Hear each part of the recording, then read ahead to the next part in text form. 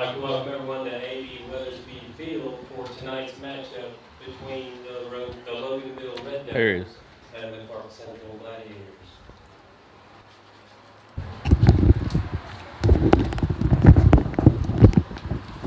Where do you like to stand so you can see this? I was moving around a little bit. Okay. I guess it depends where there were runners and. Well, here's the deal. Okay. This is the best we got on rosters. Okay. So you're gonna do play-by-play. So when Loganville's batting, just hold it, and you just have to look your numbers and names up. And there's Clarke Central's. Okay. And then I'm just gonna chime in with a bunch of little off-the-wall crap. That sounds good. I'm Just don't get too far off the wall. I'm gonna be like Madden. You're gonna be my. You're gonna be my Vern Lundquist. This is the lineup with positions. No, don't No. go by that. That's Oh, Loganville okay. coach. He is not wanting his best guy. Here you go. I've got it. Yeah, Oh, okay. and this is the thing. Use this every time Defensive Chris throws alignment. this up, and then you can go around with stuff.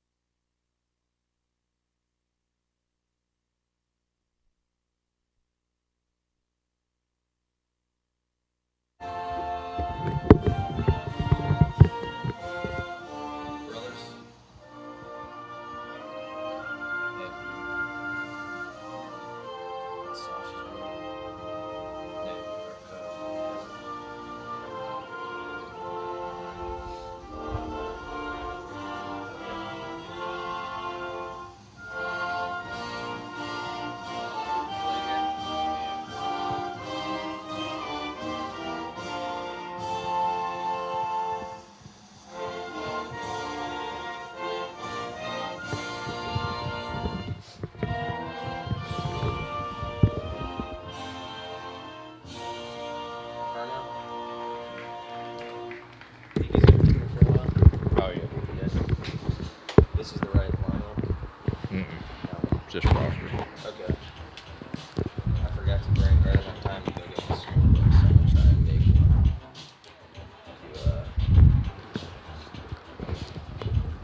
So welcome everybody to A.B. Weathersby Field, where today we're going to bring you some Region 8 Quad A baseball between the Loganville Red Devils, the 6th ranked Loganville Red Devils, against our Clarke Central Gladiators.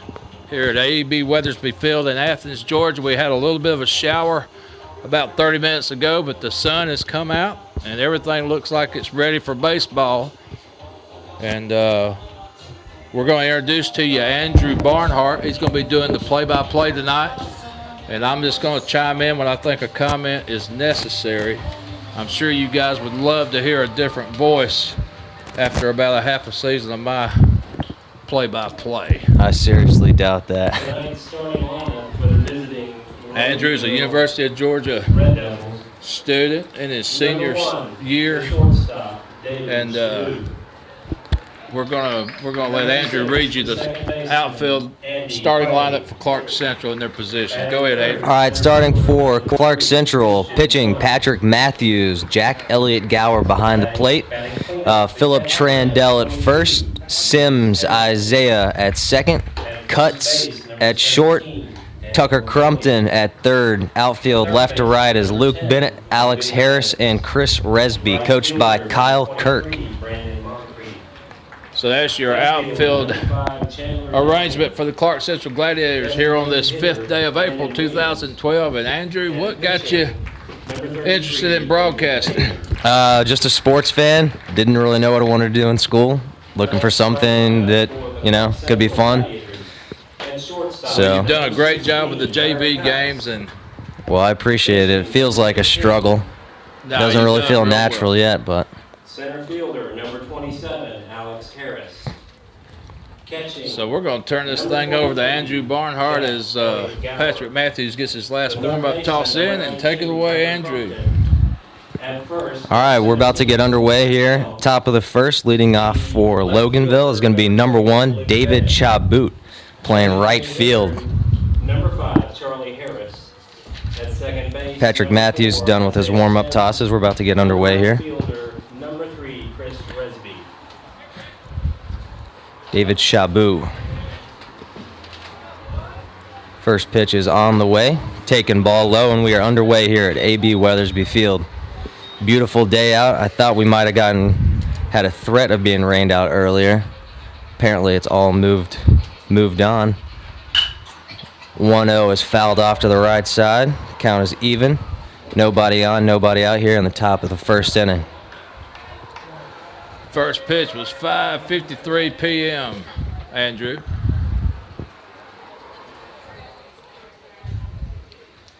Patrick Matthews out of the windup. 1-1 on the way. Called strike on the outer half. Another fastball.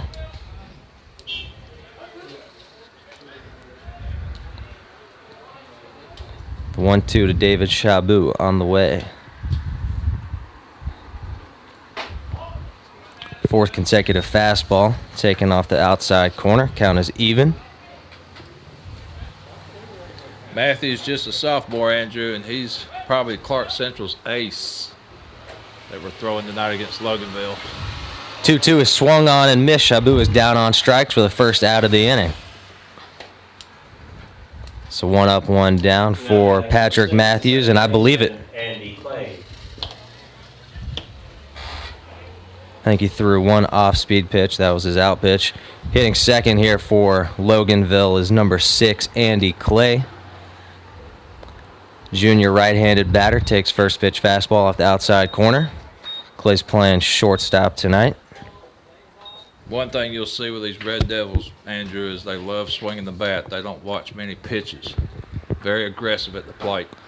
Well, that's good for the fans, and I enjoy it. Clay takes a fastball for a called strike on the outside corner. Matthews is living over there. Loganville comes into this game ranked 6th in the state. Clay takes another fastball.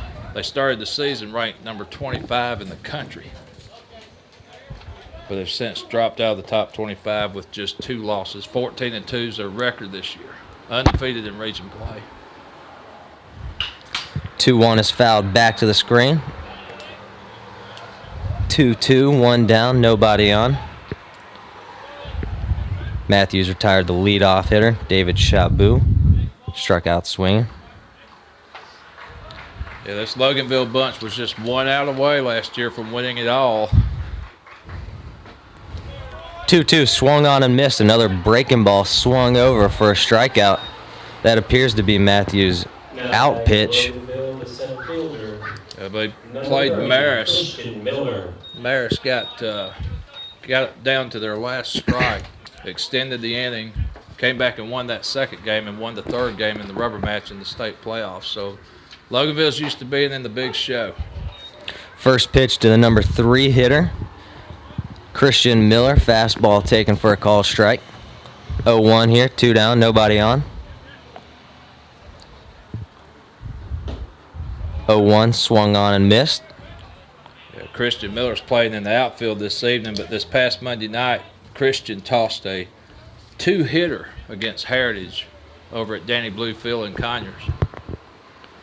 0-2 on the way. Another breaking ball swung on and missed.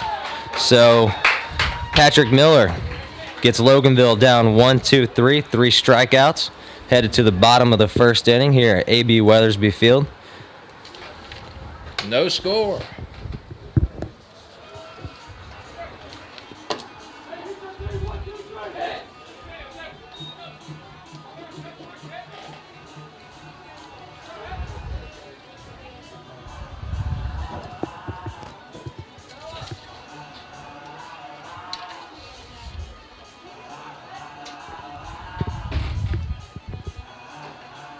And right now we're going to give you the outfield arrangement for the Loganville Red Devils, brought to you by Athens Chevrolet. Throwing for Loganville is going to be Avery Fagan, Royce Harrison behind the plate, Daniel Milligan at first, Andy Clay at second, David Shabu at short, Logan Matix at third, Chandler Downing left, Christian Miller center, and Brandon Moncrief in right. Yeah, Coach Seeger's throwing a curveball at Clarke Central. Looks like he's got maybe half of his varsity players, half of his JV players out there with the rosters we've got. A lot of juniors and sophomores on the field for Loganville, but Andrew, this is the kind of program that they probably dress out 25 on varsity, 25 on JV. They probably got a middle school and C team that dresses out that many, and then these guys will play summer ball together, fall ball together. But this is a big-time baseball program in the state of Georgia as far as high school baseball is concerned. Yeah. Clarke Central plays them every year? In our region. Yeah. This is okay. A region contest. So But we also get to return the favors in football when we play them in football, too. So, all right. Yes, it kind of evens out.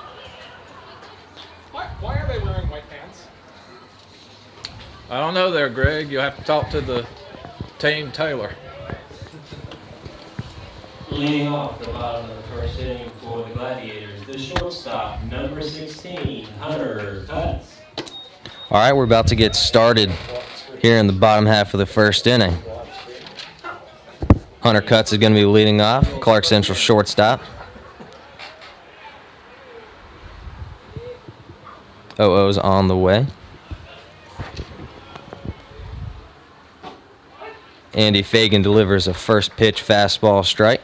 Count is 0-1, nobody on, nobody out here. Hunter Cutts was awarded our GITV Player of the Week for his outstanding play on defense. Another fastball strike from Fagan.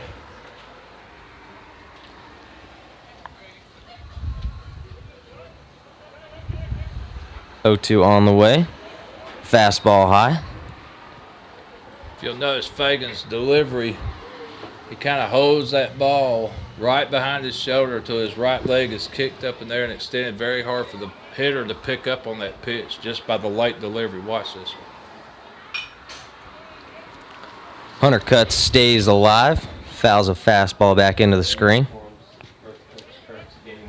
Fagan's also throwing very, very hard, to say the least.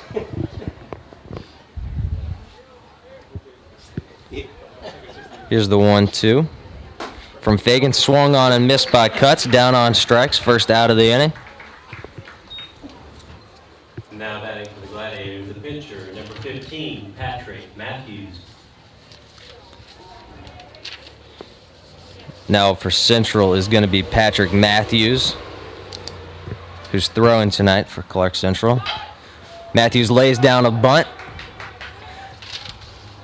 Just beats out the throw by Logan Matix. It gets away. It's down the right field line. Matthews down to second. He's going to have to hold there. I don't know if they would have had him with a good throw. Nice job, Matthews hustling down that first base line and very alertly once he got to first base. Send the ball thrown past the first baseman and gets in the second base standing up. So good job for Patrick. Good start for the Gladiators here in the bottom half of the first.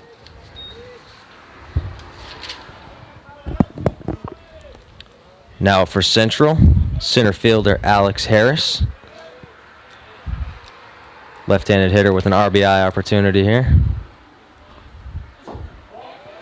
Takes first pitch fastball in the dirt. Alex Harris, our senior leader, he was around the 478 mark last night. Don't know where he might be as of this evening, but Alex has been on fire at the plate.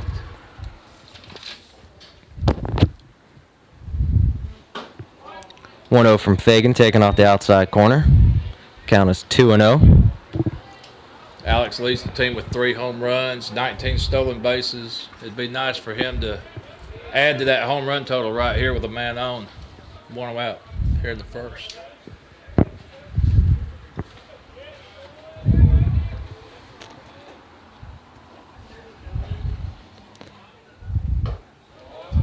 Another fastball taken outside. Andy Fagan, the Loganville pitcher, just a junior, but you can see now that the stretch is messing with his delivery a little bit. He's really holding that ball very far back before he delivers down. I don't know if that's throwing him off balance, but these last few pitches to Alex have been way outside. Here's the 3-0. Harris taken all the way, draws the walk, so runners on first and second now with 1 down. Now to play for the Gladiators, the catcher, number 23, Jack. And that'll bring up the catcher for Central tonight, number 23, Jack Elliott Gower. Jack had one of the 2 hits against Windabarrow last night. It was a nice, sharp single to left field. Here's a first pitch on the way from Fagan. Swung on and missed. Another fastball.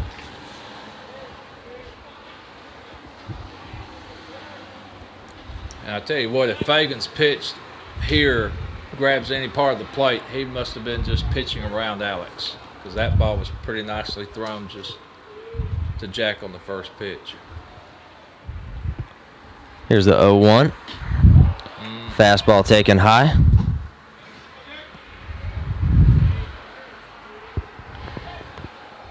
So count is 1-1, 1 down. Runners on first and second.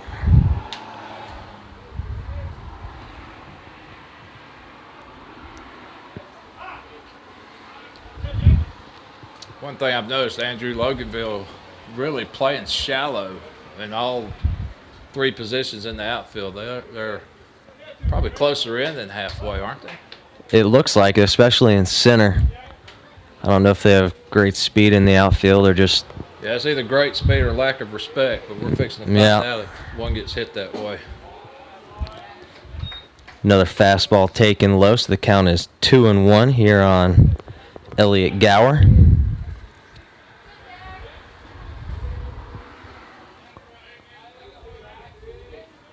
Loganville pitch and Andrew only allowing 1.7 runs per game in a region play. I guess that's how you get to ranked number 25th in the country. Elliott Gower fouls one down the right side. Foul. It's going to stay in play, and Daniel Milligan is going to make the play. So there's 2 down here after the pop fly out. Runner still on first and second. Number 19, Tucker Crumpton. That'll bring up the third baseman, Crumpton.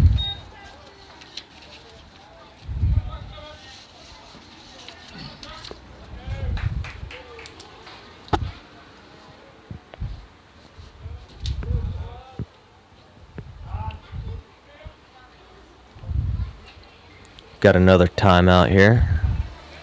Tucker with 3 doubles and 5 RBI this season. Heading almost at the 200 mark. Tucker, even when he's made outs this year, Andrew, he's hit the ball hard. If he could squeeze one through short and third here. I think Patrick could score. Crumpton takes a first pitch fastball low. 1-0 here, 2 down. Infield and outfield are both played pretty much straight away.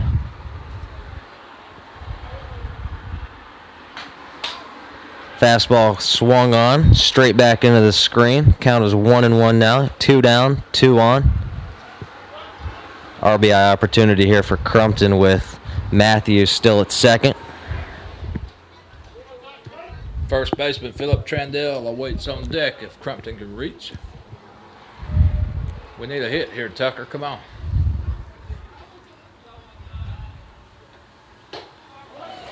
One swung on, missed. Fastball, maybe at the letters. So the count is 1-2 here. Fagan trying to pitch his way out of a little bit of a jam.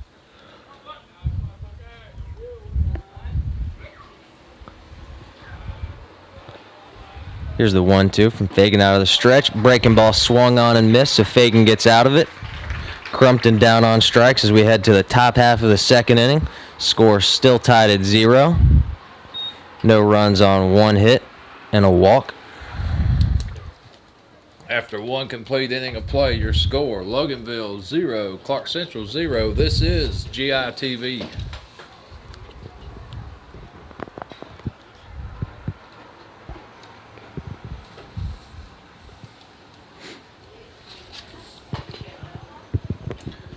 And while Patrick gets up some warm-up tosses, we're going to read to you the Quad A North Region standings as of April 5th, 2012. Take it away, Andrew. All right, so Loganville Central's opponent tonight is in first with a record of 14-2, undefeated in the region, followed by Heritage, who just lost to Loganville in their last game. They're 4-3 in the region. Salem is third, Rockdale fourth, and Cedar Shoals fifth. That's your 8 Quad A South sub-region standings here on April 5th, 2012. And I tell you what, Loganville absolutely has been cruising through region play. They're winners of their last 11 games in a row. They're 9-0 in the region. They just swept Heritage in a 2-game series. And we'll give you some more stats as they start batting here. We're going to get back to play-by-play, but I'll start reading some stuff to you as they bat.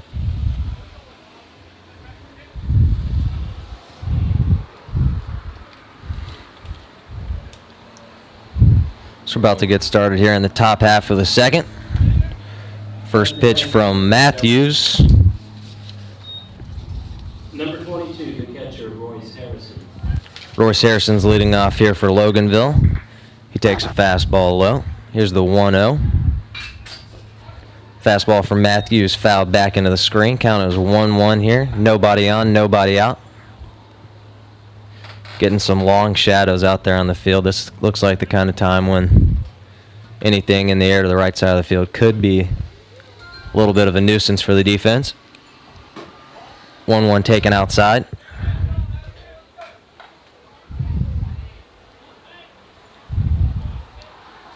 Yeah, Loganville's 14-2 on the year.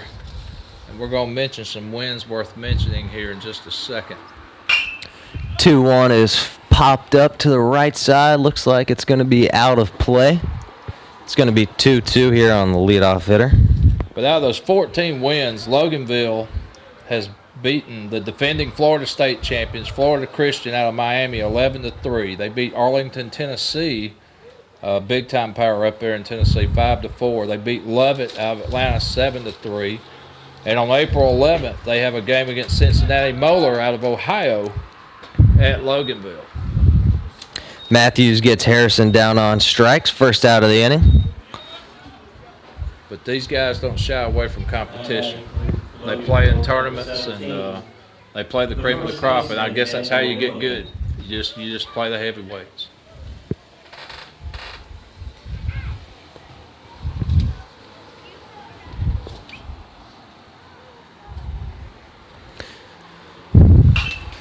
Daniel Milligan stands in, fouls a first pitch fastball back in the screen. Count is 0-1 here with nobody on. 1 down, top of the second inning. Daniel Milligan, a junior, hitting right at .414 for the season for the Red Devils.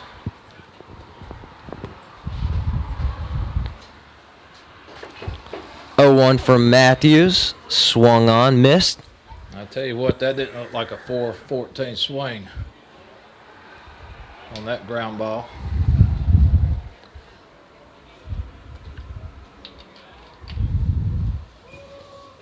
Here's the 0-2 for Matthews. Another breaking ball swung on and missed. That is 5 outs for Matthews. All of them have been swinging strikeouts.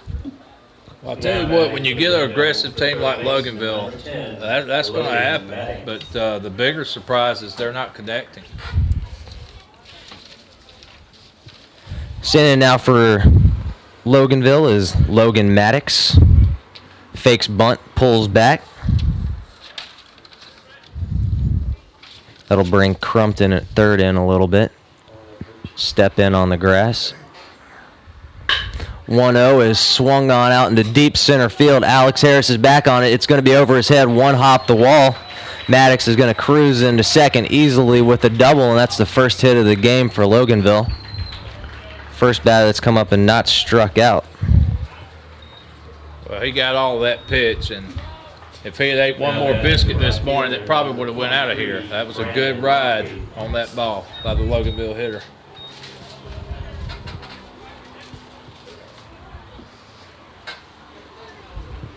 It's the first solid contact anybody's made.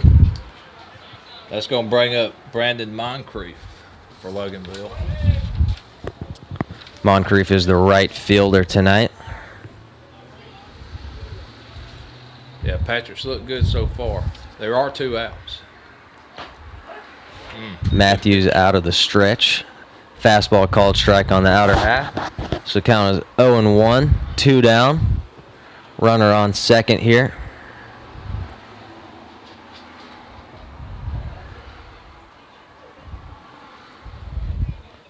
0-1 on the way, swung on and missed. And I tell you what, I don't know if it's me, but I think Matthews is letting the hair grow out a little bit. He's getting a little bit of that Rick Mailer look going on from the 80s.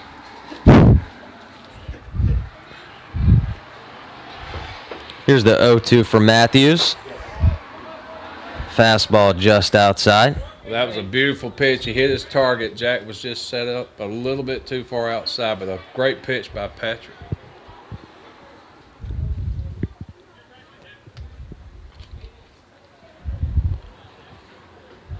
One, 2 for Matthews. Runner goes, throw down to third, not in time. Didn't need it. Third out. There you go. I thought it was 2 outs. So no runs on 1 hit, no errors, 1 man left on. Your score after 1.5 innings of play: Loganville 0, Clarke Central 0. This is GITV.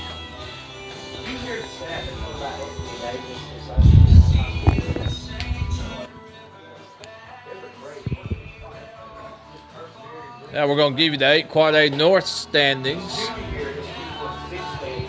courtesy of the Glad Shack. Wanda Bears in first place, overall record 12-6. Their region record 9-0. Flowery Branch in second place, 7-1 region record.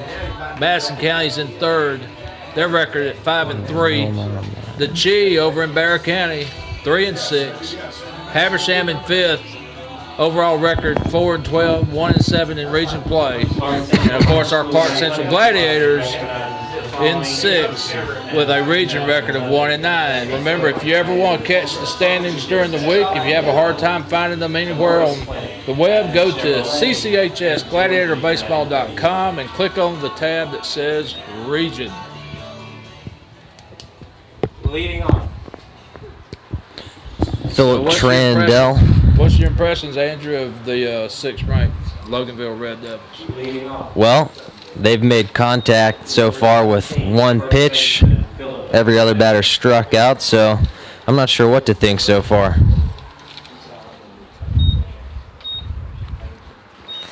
Philip Trandell leads off the bottom half of the second inning. Takes a fastball inside.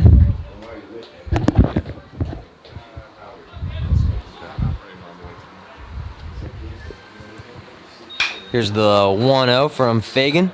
Skied out into right field. Moncrief is under it. Makes the play to retire Trandell. First out of the inning. Didn't sound like he made solid contact on that. Maybe off of the fist. The left fielder, Now just enter it like you want. That brings up Luke Bennett, second hitter of the inning. Fagan out of the windup. Bennett takes a fastball for a called strike on the inside corner. 0-1, 1 out, nobody on, bottom of the second.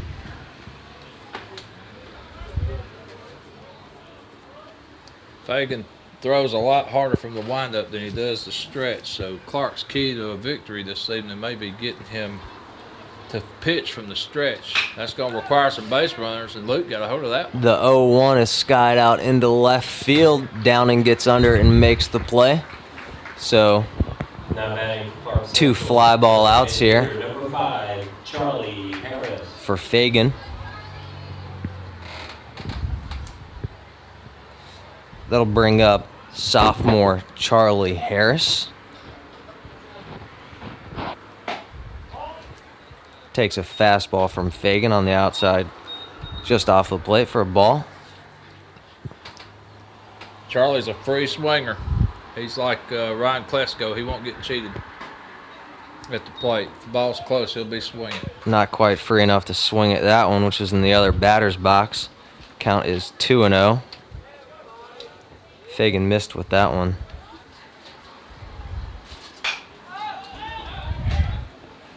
Fastball is popped up back behind the plate. Royce Harrison gets under it to make the third out of the inning. So Clarke Central goes 1-2-3 in the bottom of the second. No runs on no hits. Score still knotted at 0. Heading to the top half of the third.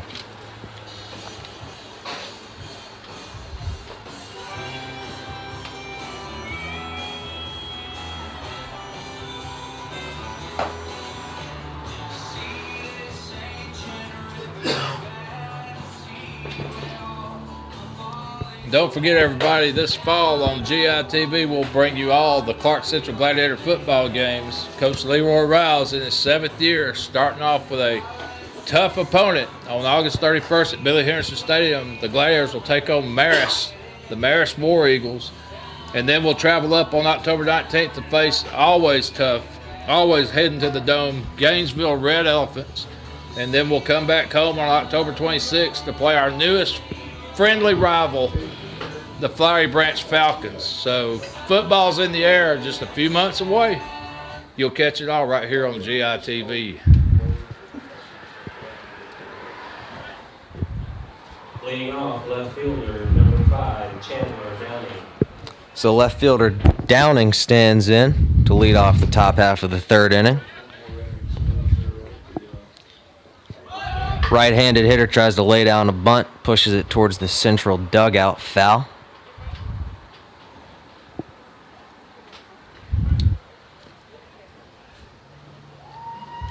Be interesting to see how long Coach Seegers stays with this half JV, half varsity lineup, the longer the scoreboard stays 0-0.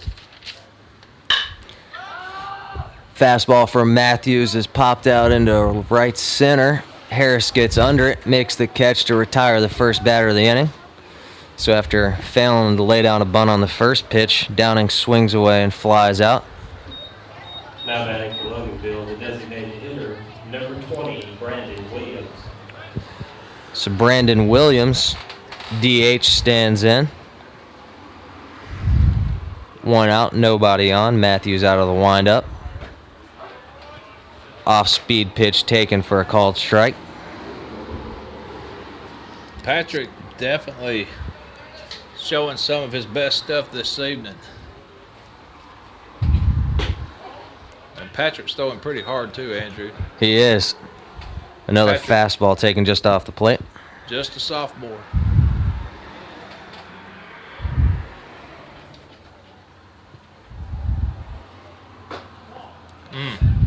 Williams takes again, just missed. That one had to have been pretty close. Matthews has been living out there.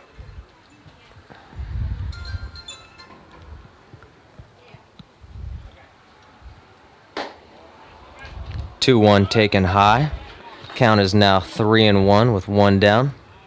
I want to remind everybody, Andrew, that the Gladiators will be at home this coming Monday, April 9th, against the Madison County Red Raiders. First pitch, 5:55 from A.B. Weathersby. 3-1 taken on the inner half. Fastball called strike.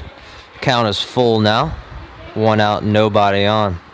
This is what Patrick does so well, Andrew. He'll get behind in the count, and he always comes back strong, and he gets the hitter like that right there. Another breaking ball swung over and missed.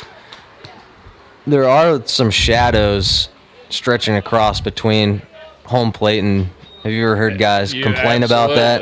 When that ball's going in and out of the sunlight and in and out of the shade, Right. it's like trying to hit a strobe light. Hard to do. No doubt about that. It's probably playing havoc with these Loganville hitters right now. Fastball grounded in between the first and second baseman for a base hit by David Shabu, the leadoff hitter. Well, that was just a nice, clean single. And you're not going to hold these guys down the whole game. You've got to realize these guys ain't ranked number 6 in the state for nothing. They've got some sticks. But Patrick has definitely kept the damage to a minimum. So Andy Clay, the second baseman, stands in. Runner on first with 2 down. Breaking ball swung on and missed. The good thing about tonight, Andrew, every time Loganville has got something started, it's been with 2 outs. That's true. I assume Shabu, the shortstop, has some wheels. I don't know if he'll try to get something started with trying to take second. Another breaking ball, just missed. That one must have been lower inside.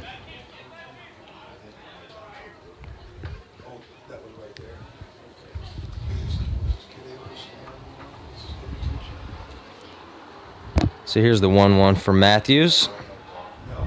Fastball taken low. 2-1, 2 down.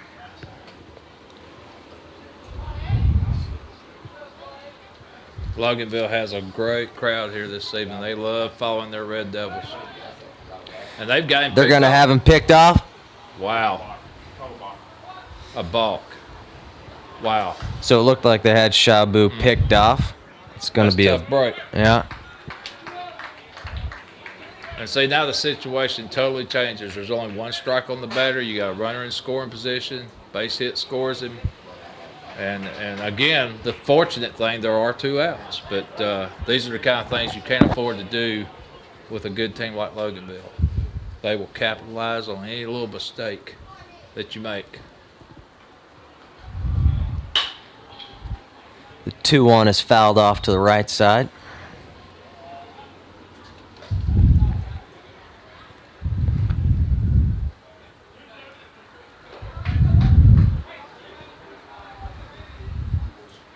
Both teams wearing red tops and white bottoms, and that is to absolutely confuse you out there in internet land. 2-2 on the way.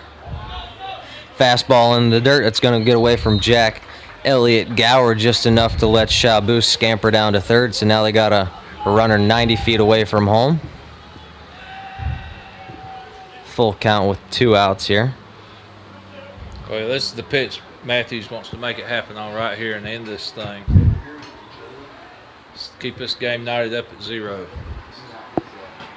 Wow. Fastball just missed outside, so that's going to put runners on the corners here with 2 down. The number 3 hitter, Miller, coming up. Now batting the center fielder, number 30, Christian Miller.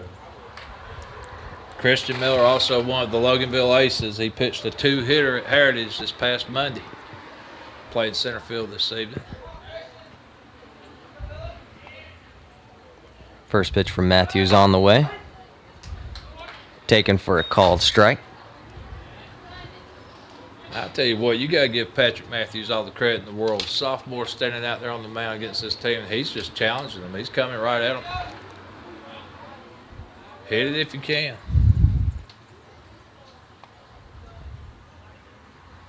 And I'll tell you what, if Patrick keeps pitching like this, Andrew, he may never cut his hair again. Breaking ball for a called strike from Matthews. Count is 0-2. 2 down. Runners on first and third. Shabu at third. Clay at first. Clay is off and no, he's not.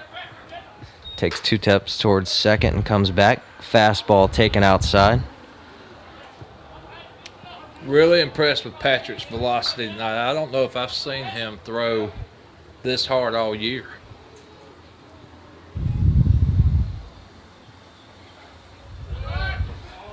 This time he is off and running. Breaking ball in the dirt, bounces in front of Jack Elliott Gower. He's not going to have a play on him at second, so now Loganville's got 2 runners in scoring position. 2-2 count on Miller, 2 down.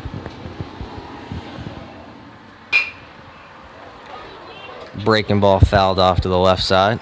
I'll tell you what, that really scattered the Red Devils over there in the dugout.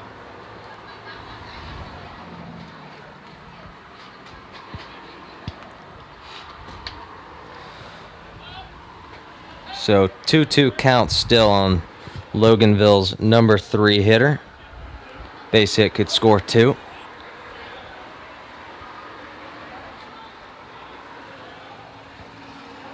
Matthews out of the stretch. Grounded to the right side. Beautiful. Trandell picks it up, flips across to Matthews, who covers first to retire the side. So Matthews gets in a little bit of a jam, gets out of it. There are no hits. 2 hits, no runs for Loganville heading to the bottom half of the third inning. Score still tied at 0.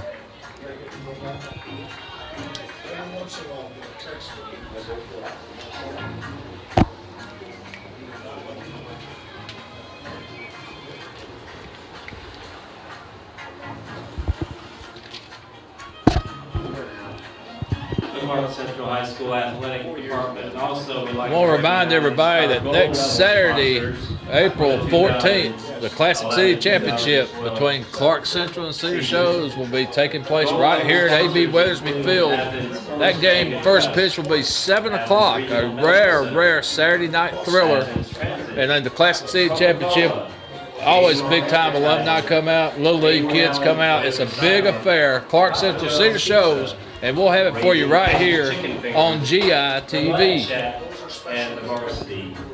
Thank you, Platinum Gold and Red Level sponsors. So we're about to get underway here in the bottom half of the third inning. Back to the top of the order.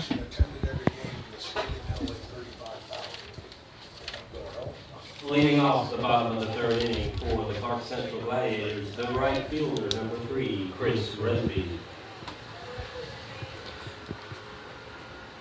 Standing in for Clarke Central, right fielder Chris Resby swings over a first pitch fastball. Count is 0-1 here. Nobody on, nobody out. Chris Resby's bat's starting to come around. Picked up some hits last week and made contact last night against Winder Barrow, Andrew, but just couldn't find a hole. We only had 2 hits last night against Winder. But Resby, a free swinger too. He likes to take his hacks. Here's the 0-2 on the way. Resby swings through another one. Down on 3 pitches. Gladiators back to the top of the order. Number 16. That'll bring us back now to the top of the order. Shortstop Hunter Cutts stands in.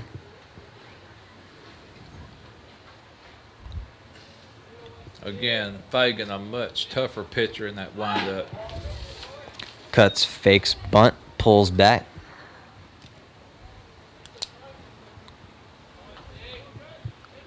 1-0. Looks like their outfielder, at least center fielder, may have crept in another step.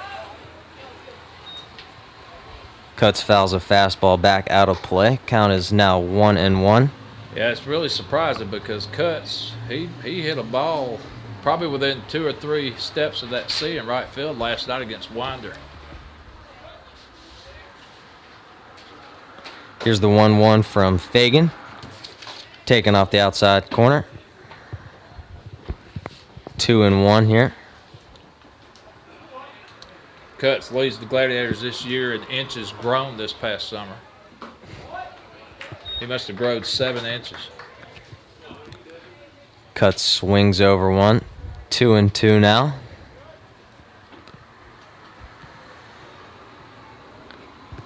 Two on the way from Fagan. Fastball high. Fagan definitely has a harder, more livelier fastball in the windup than he does the Now stretch. playing for the Gladiators. So cut swings through another fastball letter high.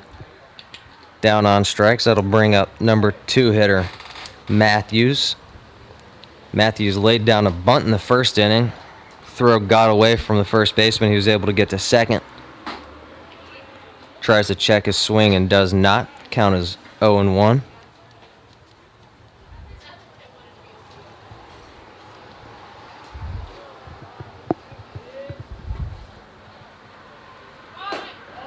Well, I tell you what, Fagan, when he lets go of that ball, his head, I don't know, it's looking up, it's looking over to the bullpen, it's looking everywhere except home plate. Let's see on this pitch.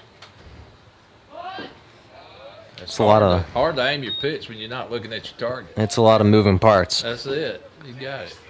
Matthews takes another. Count is now 2-1.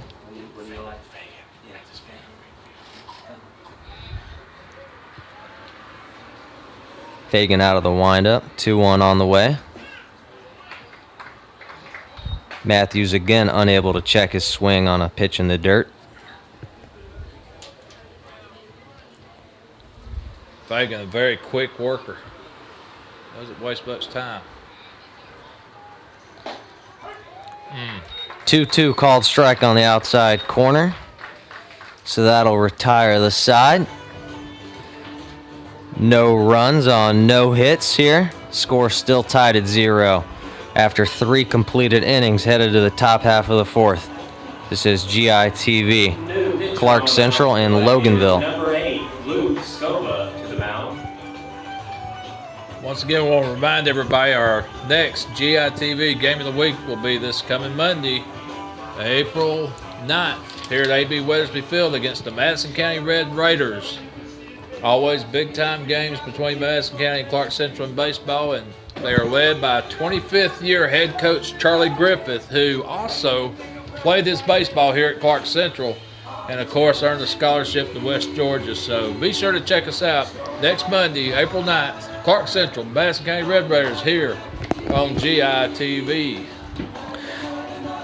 So through 3 innings, Patrick Matthews had 7 strikeouts. He is now replaced by Luke Scoba. Fagan for Loganville had 5 strikeouts.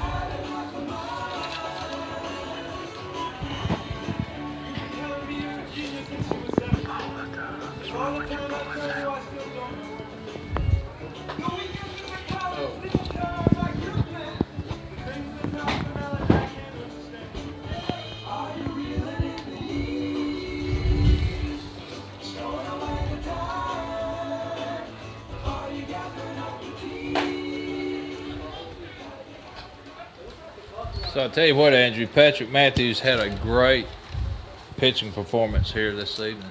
He did. They stayed in leading off the top of the 4th inning.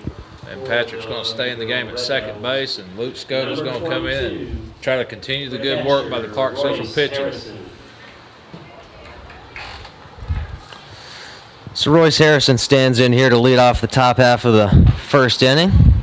Takes a breaking ball high from Scoba. 1-0. None out, none on.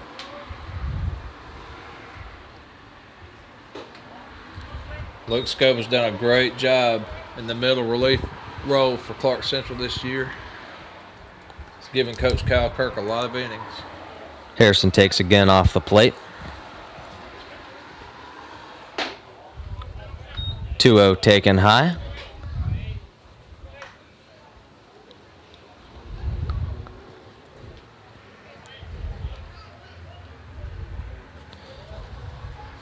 On deck is Daniel Milligan. Here's the 3-0.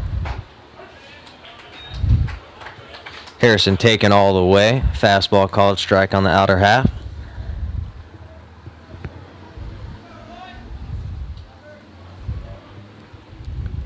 Here's the 3-1.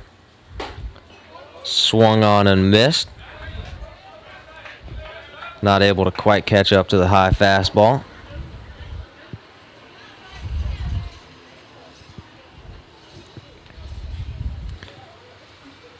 Here's the payoff pitch from Scoba. Fastball taken down and away. It's going to put the leadoff hitter on first. So this may be the first time this evening Loganville's gotten somebody on with less than 2 outs. Number 17, the first baseman. Yeah, that's right. Milligan. Courtesy runner number 2, David Mayo.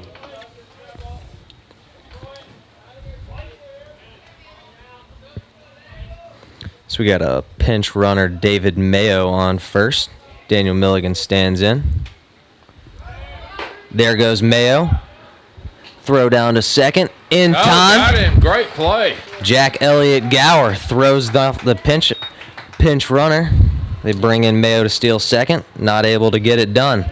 So Jack Elliott Gower adds to his season total now. 11 runners caught stealing. Now batting.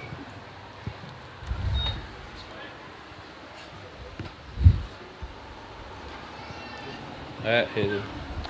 Milligan takes a fastball off of his right tricep. Now batting for Loganville, third baseman. number Scoba 10, walks the Logan first one, Maddox. hits the second batter. Yeah, seems like Seeger's starting to try to work his starters back into the lineup now. David Mayo Monday homered against Heritage, drove in 5 runs, and that's who just got thrown out at second. So the pinch runner, if he stays in the game, probably one of Seeger's starters. Maddox stands in, tries to lay down a bunt down the first baseline, pushes it foul.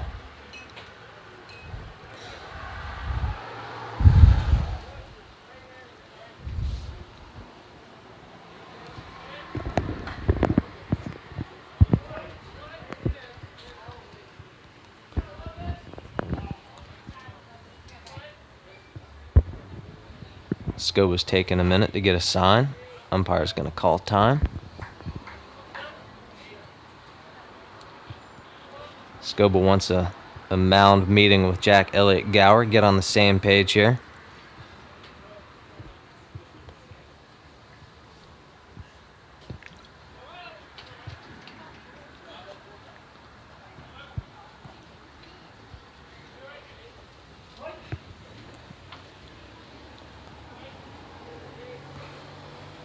So here's the 0-1 from Scoba. Pitch is out. Guess they thought Milligan was going to be running. He stays put. Not sure if that pitch out was called from the dugout. Logan Maddox, the batter, just a sophomore. Maddox tries again to lay one down. Same result. Count is 1-2 now.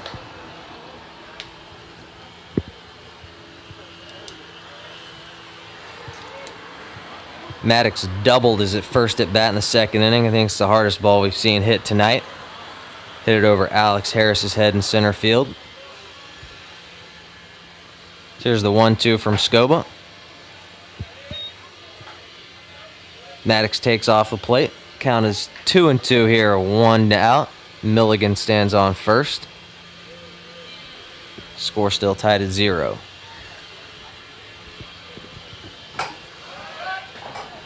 Milligan is running. Throw down to second. Bounces. Patrick Matthews picks it out of the dirt, puts the tag just in time. So that's going to retire the side. 2 runners caught stealing. Luke Scoba gets out of the inning. So no runs. 2 runners. A walk and a hit by a pitch, both caught stealing. So we're heading to the bottom half of the third. Score still tied. Loganville 0, Clarke Central 0.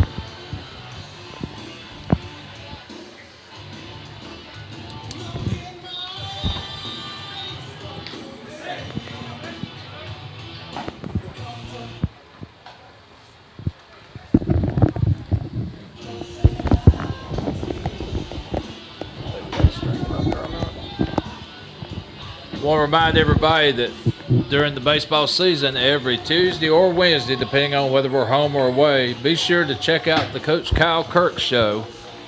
We'll be bringing you updates on Clarke Central baseball for the both varsity and JV squads, and we'll also take you around the region and update you what's going on with other teams in A Quad A. That's the Coach Clarke Show each and every midweek during the baseball season right here on GITV. Heading to the bottom half of the fourth inning. Scores tied 0-0. Coming up to plate is center fielder Alex Harris. Harris walked on in his first at bat back in the first, hitting .468 on the season. For the Gladiators, center fielder number 27, Alex Harris. Well, I can assure you, Andrew, that this score, once it gets heard tonight around the region, is going to make some eyebrows go straight up. That Loganville has gone 4 innings without scoring a run. They've hardly played a game longer than 5 innings all year this season.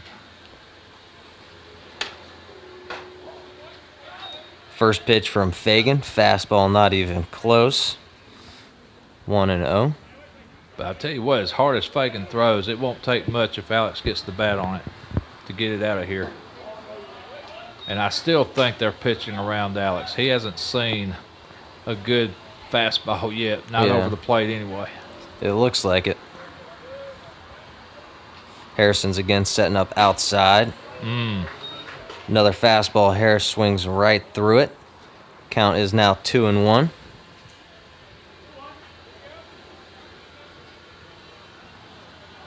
Two one on the way from Fagan. Another fastball taken down and away. Yeah, he won't see another one.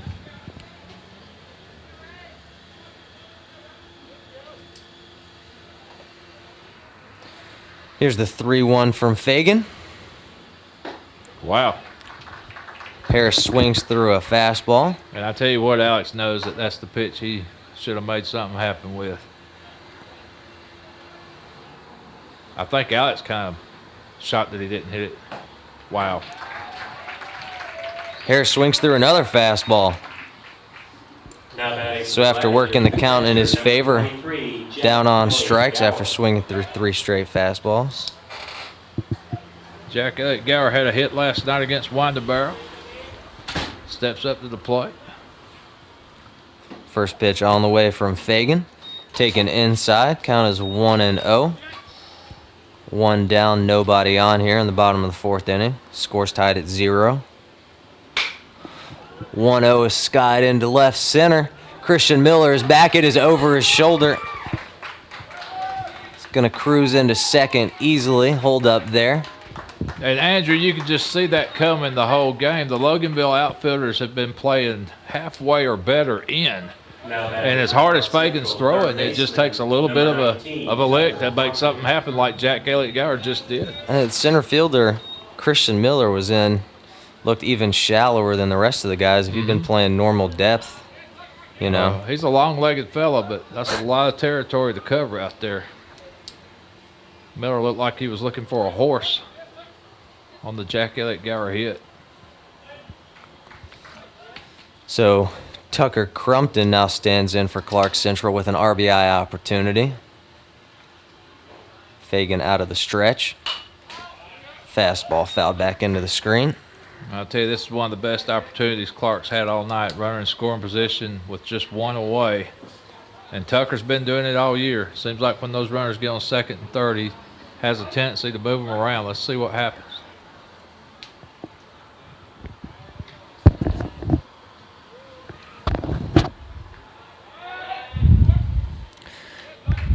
Fagan's going to look Elliott Gower back to second base. Doesn't really have that big of a lead out there.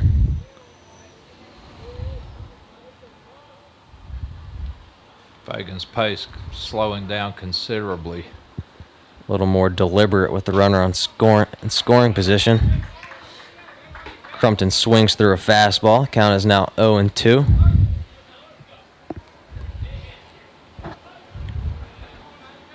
Tell you what, Tucker, they need you here. Got a good stick on deck. Philip Trandell, first baseman, waits.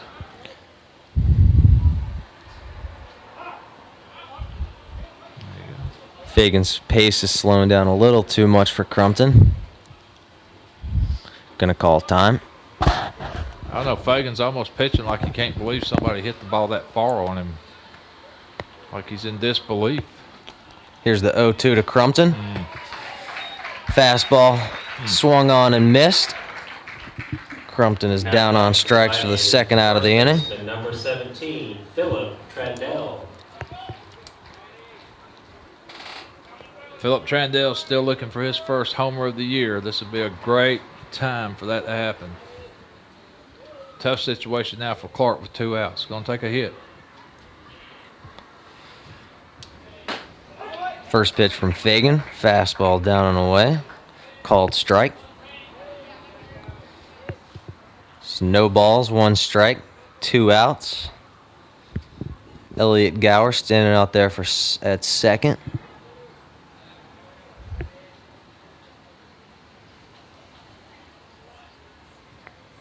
Oh, 1 from Fagan to Trandell. Grounded over towards Loganville's dugout.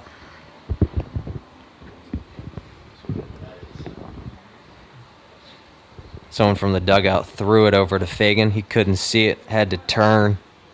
Yeah, he's just blaming let the it. sun. Yeah. Maybe if Trandell and Sky went out to right field, the right fielder would do the same thing. Well, maybe that sun's still burning his eyes. Maybe he'll have a hard time seeing the target here. The umpire don't like something, so that's going to allow Fagan's vision to get back to normal. They have people outside the dugout. People outside the dugout, okay.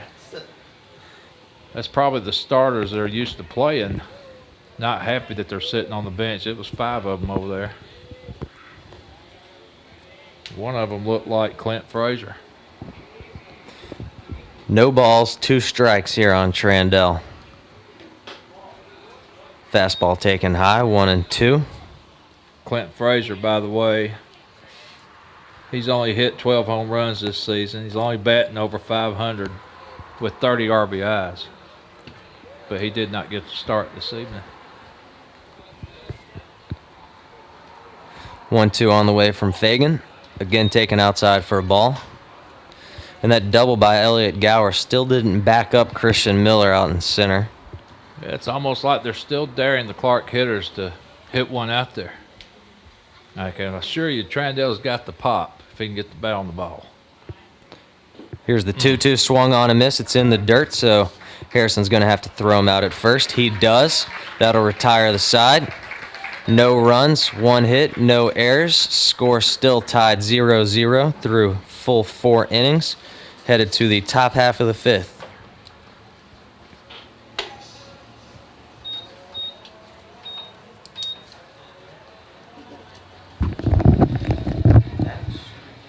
Clarke Central High School Athletic Department would like to thank the Red Level sponsors for the 2011-2012.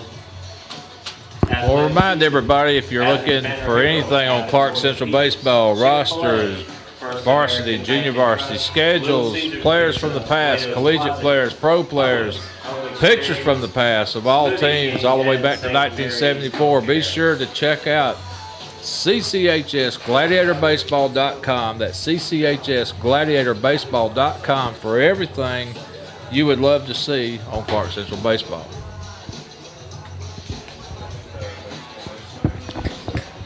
So Philip Trandell is going to replace Luke Scoba on the hill for Central. Third pitcher of the night. Now pitching for the Gladiators, number 17, Philip Trandell. Jeremiah Trandell moves over from first. Replacing him over there is going to be Jeremiah Warren, the senior, number 9.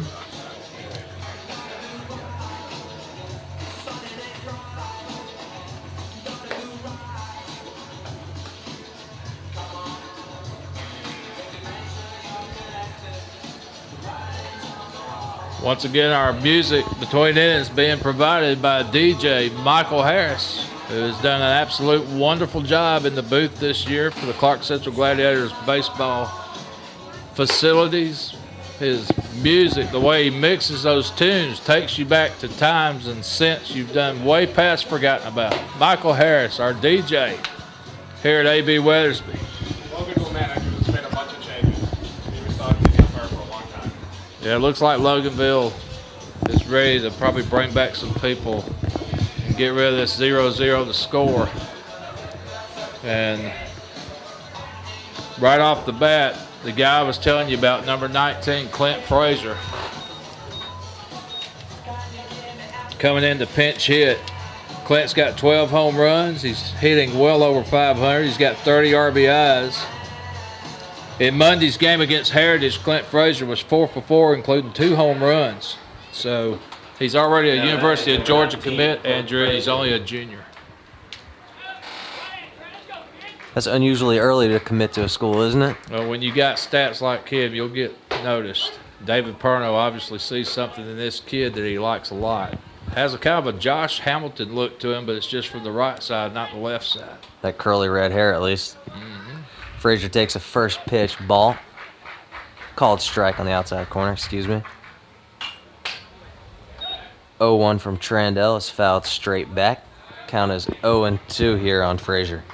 Last week against Salem, Clint Frazier had 3 home runs and 8 RBIs in one game. So the guy's got all the tools as far as the hitting goes. 0-2 fastball. I'm sure Got a Coach foot Kirk, off the plate. I'm sure Coach Kirk knows who's batting.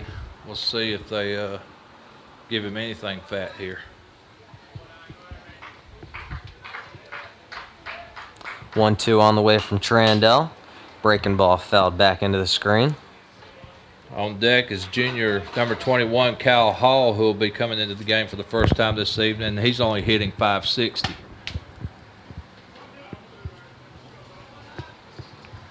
So Loganville's bringing out their big guns in a 0-0 tie here in the 5th inning at A.B. Weathersby.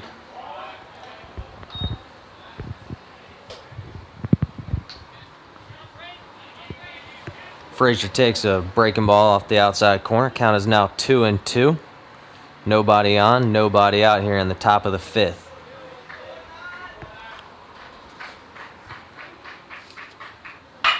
Wow. Breaking ball ripped down the left field line, about 10 feet foul. He turned on it. Yeah, he did.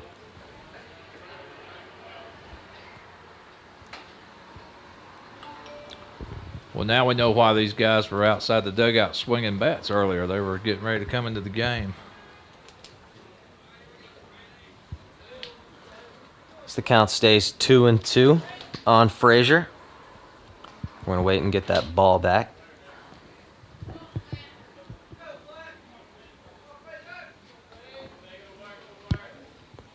Trandell from the stretch. Fastball skied straight back behind the plate, out of play. Trandell always throws from the stretch. Pretty much. He's usually relied on to give Kirk some late inning work. And usually that's when you're coming in to try to put out fires. I guess he's more comfortable when he's in the stretch. Sure. Wow, that pitch was close. Breaking ball. Taken just off the plate. Count is full now. So Frazier falls behind 0-2, works a full count. Payoff pitch coming.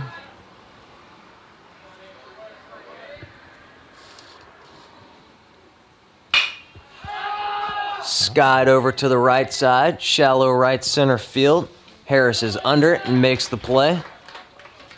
That's a big out. Big time out for Clarke Central there on Clint Frazier, the Loganville slugger. Batting for Loganville, number 21, Kyle Hall. So another new face for Loganville. This game anyway. Kyle Hall, left-handed batter, stands in. Kyle Hall is normally their leadoff hitter. He's batting over .560 for the season. Takes an off-speed pitch off the outside corner. Ever since they moved Kyle into the leadoff spot, Loganville's bats really woke up. And they've been playing a lot of 5-inning games, and that's because of the mercy rule. When you get up by 15 in 3 innings or 10 by 5 innings, Andrew, that's it. Game's over. But this guy's been their spark plug, Kyle Hall.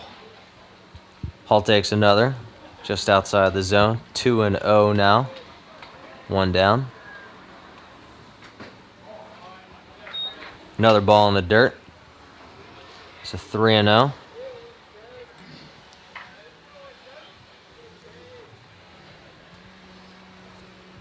See if they let the 560 hitter swing away here with a 3-0 count.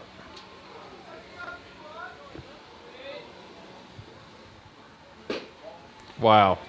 Another pitch that was tough to take, but he took it, and he's awarded first base. So Loganville with a little noise here with 1 out. Cooking here in the 5th. Now batting for Loganville, designated hitter, number 20, Brandon Williams. DH Brandon Williams stands in. Struck out in the 3rd. Well, Brandon Williams must be a big-time kept secret, because out of all the websites and web engines I looked on today, I could not find any information on this kid. So he may be one of those diamonds in the rough. Takes first pitch off the plate. 1-0.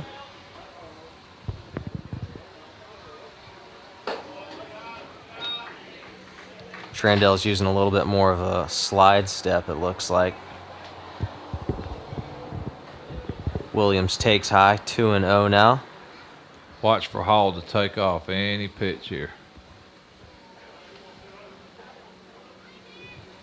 2-0 on the way. Williams swings right through it. Count is 2-1. Rockdale had Loganville 3-1 through 5 innings 2 weeks ago, and Loganville elected to go small ball to break that game open, and Loganville finally won that game 15-3. But they're not scared to lay a bunt down or go small on you. Williams again takes high, 3-1.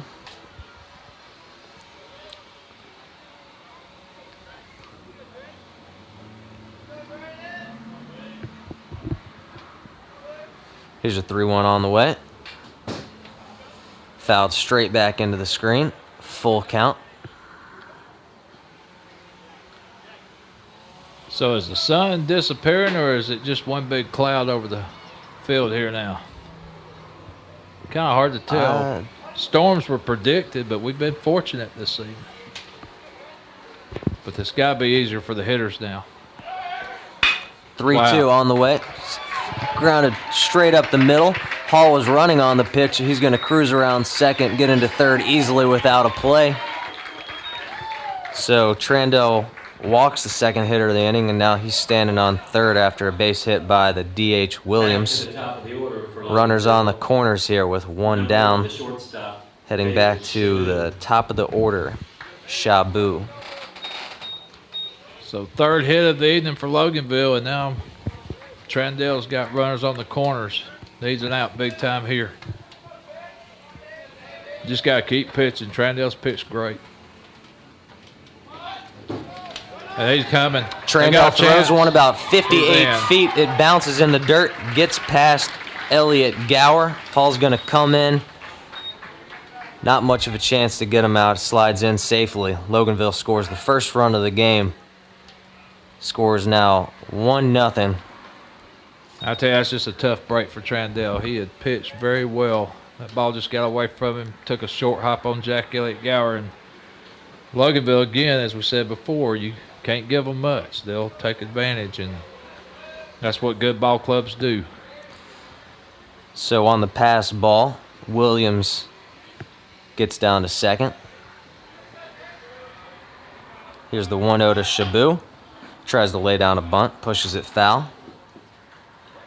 1-1. So again, Loganville just wanting to move that runner closer to home. Trying a little small ball here. I'm guessing Shabu's trying to bunt for a base hit. A lot of times you'd think with a runner at second, they might try to make the third baseman make the play. Loganville's also got another one of their regular starters on deck, David Mayo, the junior. Waits to hit. Shabu tries to bunt again, doesn't make contact, so it is 1-2.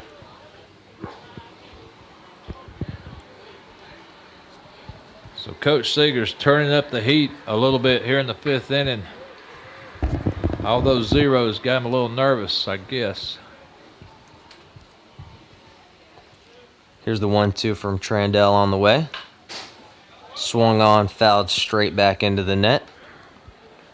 It'll stay at 1-2. Williams on second. Loganville's already scored 1 this inning off a walk and a hit.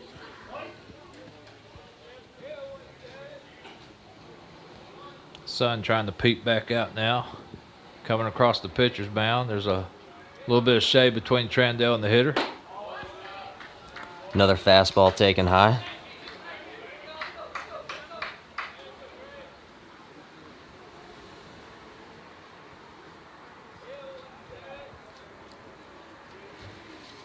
Two and two here on Shabu.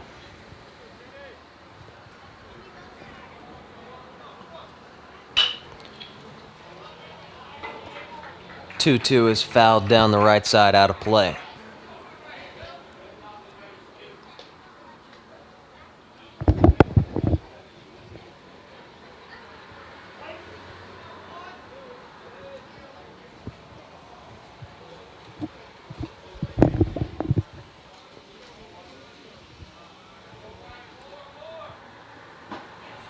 Nice pitch by Trandell to get the guy out.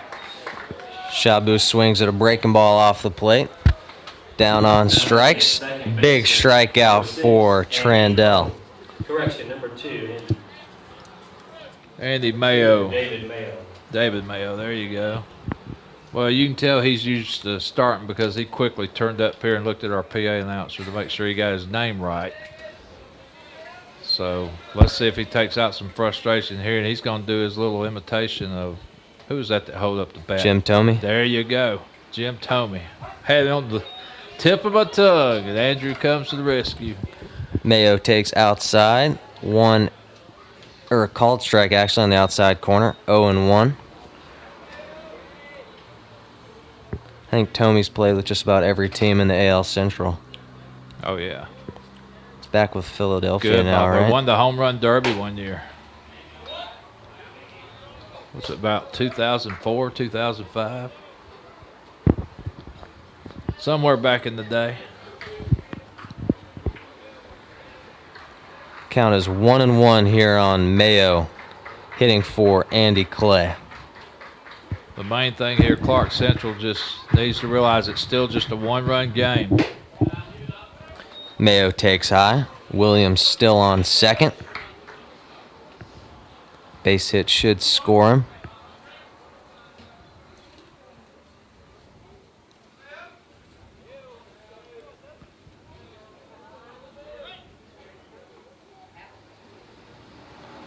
Here's the 2-1. Popped up in the infield. Trandell is under it. No one calls him off. He's going to make the play. That's going to do it in the top half of the 5th. Loganville scores 1 off of a walk and a hit. No errors. Heading to the bottom half of the 5th inning, its score is Loganville 1, Clarke Central 0. This is GI TV.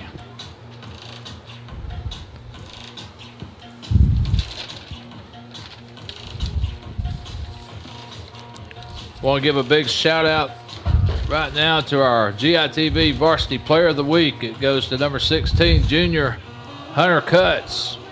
Hunter's played extremely well this year at shortstop and has done a great job in the leadoff spot for Coach Kyle Kirk. Hunter Cutts, our GITV Varsity Player of the Week. And Clarke Central is trying to put a little scare in the Big Red Bully from Loganville. We're 1-0 here. Loganville leads. Clarke Central now at that point in the game where we've got 3 at-bats left and Loganville only has 2. So you got to like your chances.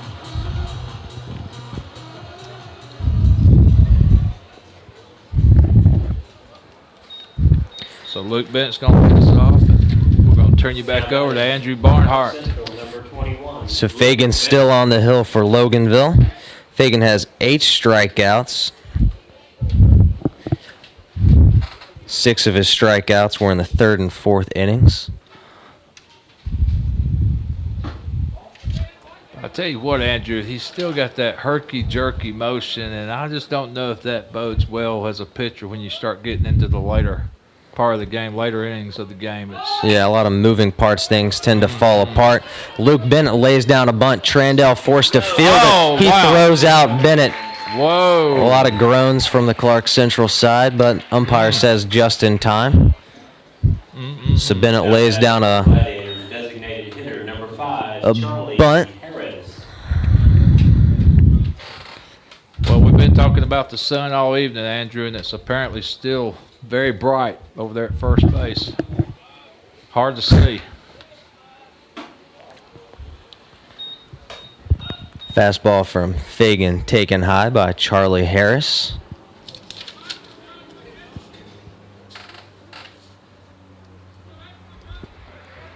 Here's the 1-0. Fastball taken for a called strike. Count is 1-1. One down here, nobody on. Bottom half of the 5th inning. Clarke Central trailing Loganville 1-0. Fagan back to that quick pitching again. Very fast. He doesn't waste any time. Here's the 1-2. Wow. Harris swings one. Looks like it hit off the handle of his bat. If he didn't hit that one, I don't know if it would have hit him. Right, that was defensive mode there. That was a defensive swing. Count will stay at 1-2.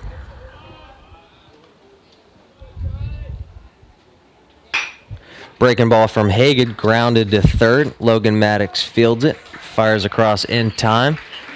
So there are 2 down now. Now batting for the Gladiators, number 3, right fielder Chris Resby.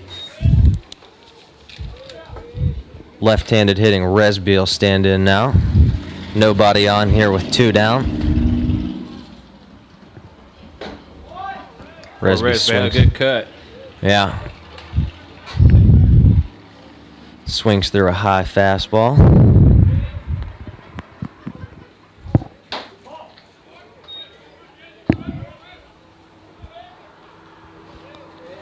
Resby takes off the plate. Count is 1-1. Another fastball high and outside. 2-1 to Resby.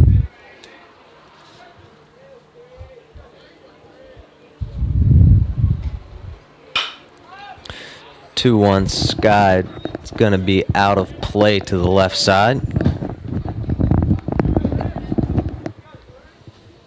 Looks like number 18, Cody Stewart, a senior, is running out to the Loganville bullpen.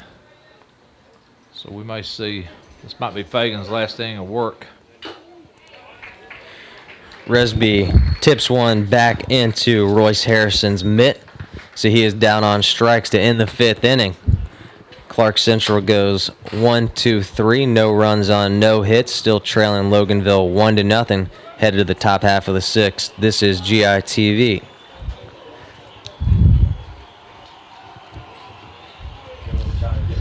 Give a big shout out to our GITV Junior Varsity Player of the Week. It goes to freshman Shandon Haynes.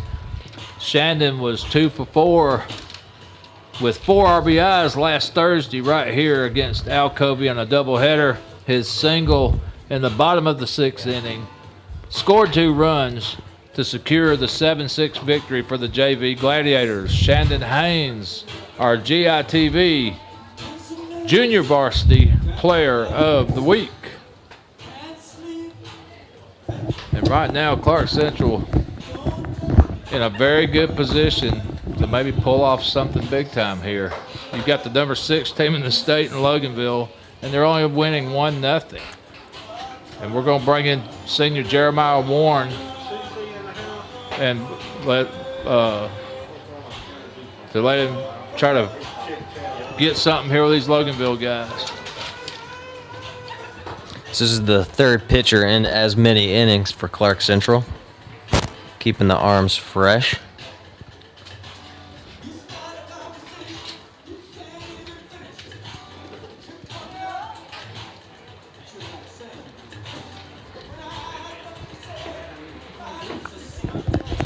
So Trandell pitched last inning.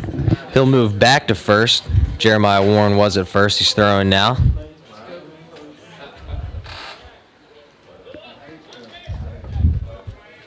Patrick Matthews stays at second base. We're about to get started here in the top of the 6th. New batter also for Loganville, number 25, Brandon Pergantis.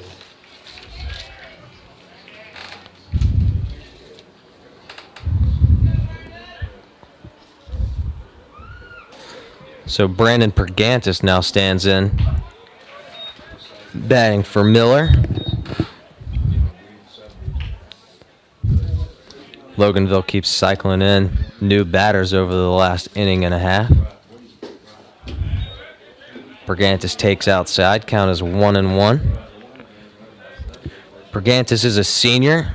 He's another one of the Loganville hitters hitting over 400 this season. Part of the reason why they're nationally ranked program. 1-1 taken off the outside corner.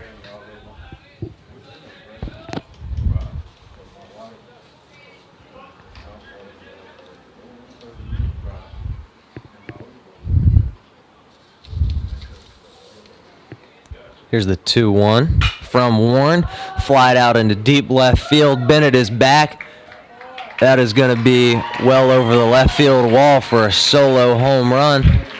So that's why Pergantis came in. Takes a 2-1 fastball. Drops it about 10 yards over the left field wall, just to the left of the scoreboard here. Loganville's going to take a 2-0 lead now, with nobody out in the top half of the sixth. Next up for Loganville, number 22, the catcher, Royce Harrison.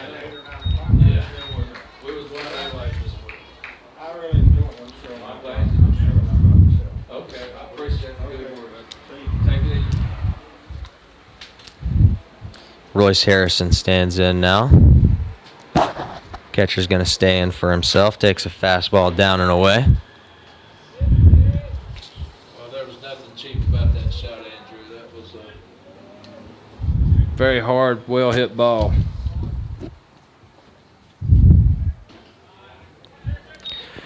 Harrison takes the ball in the dirt. Count is 2-0.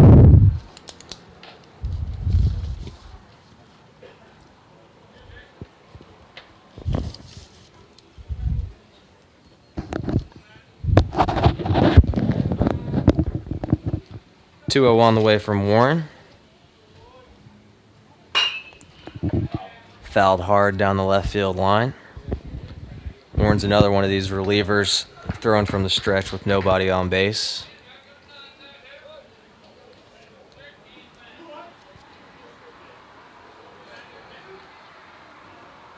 Fourth pitcher for Clarke Central this evening, and they've done a good job up to this point, keeping this high-powered offense down to just 2 runs, but nobody out here in the 6th. You gotta wonder if Loganville's fixing to try to crank it up here. Harrison takes outside. Count is 3-1 now. Still nobody out. No runners on. Harrison takes one in the dirt, and he'll head down to first.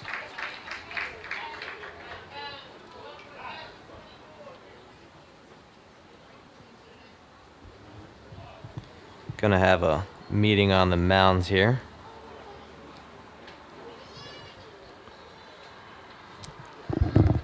Next up for Loganville, first base. Discuss what to do about first baseman Daniel Milligan.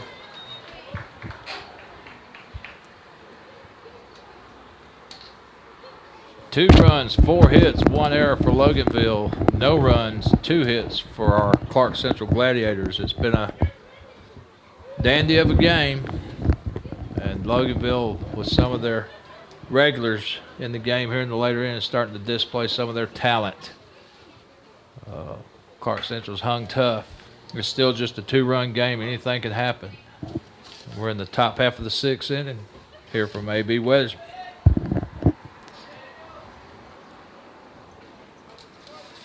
First pitch from Warren to Milligan. Bounces, gets away from Elliott Gower, and Harrison's able to scamper down to second. So nobody out. Runner in scoring position again for Loganville. Well, and again, Andrew, these are just the little things that add up. You can't afford to do, and that's keeping the pressure on the pitcher. Now you got a runner in scoring position. You just got to make good pitches. Keep those runners in check. And Clarke Central's starting to dig a little bit of a hole here in the top half of the 6th. Milligan takes outside, 2-0.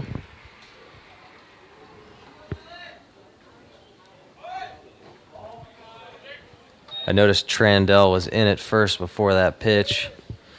Milligan put his bat out to bunt, but then pulled it back. Takes outside, 3-0 here. I'll tell you, the runner on second, he's really getting a huge lead on Jeremiah. That's Harrison. He was thrown out earlier in the game. He's trying to steal second when Elliott Gower threw out 2 consecutive base runners. It's not a bad strategy by Loganville because Jeremiah being the lefty, he can't really see that well going back to second base over his left shoulder. Now he's in a real jam. Warren again misses outside. So Loganville's got 1 on first, 1 on second. Nobody out here still. Logan Maddox. Looks like we might get a pitching change. Jeremiah's been all over the place this evening. It's been a tough outing for him, and the Clarke pitchers have done very well up to this point, but Jeremiah having a hard time finding the strike zone here. Word has it that Terry McHugh is going to be the new Clarke Central pitcher, so we'll take a quick short break right there as the new pitcher Terry McHugh gets his warm-up tosses in. 2-0 our score. Loganville leads Clarke Central. This is GI TV.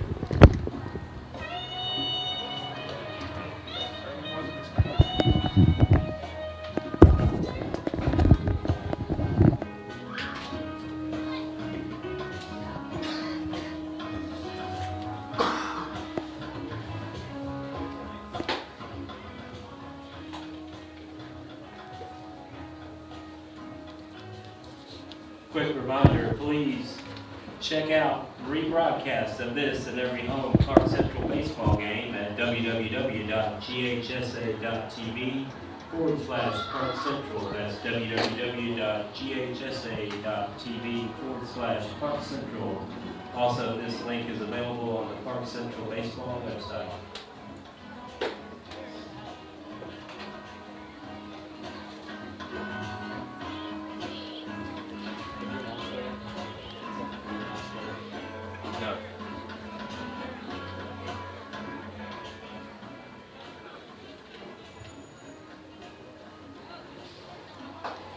New pitcher for the Gladiators, number 11, Terry McHugh.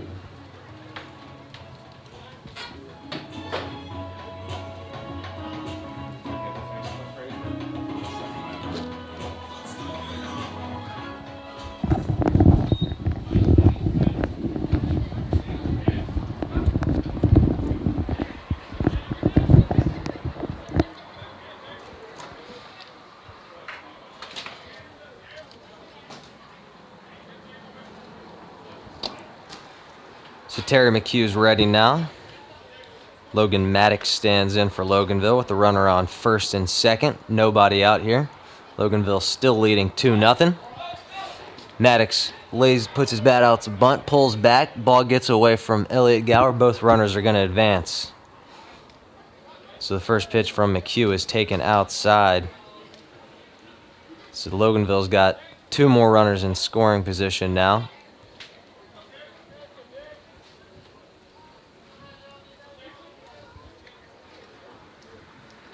Here's the 1-0 from McHugh. Skied out of play to the right side. Count is 1-1 here on Maddox. Terry McHugh, long and tall, but just a freshman. Young freshman. He's advanced 2 grades, I believe, academically. So for all his height and all his physique, he's technically a true, I guess, 7th grader. Maddox sticks his bat out again to bunt. Pulls back. Takes a breaking ball off the outside corner. 2-2. Here to Loganville's number 6 hitter.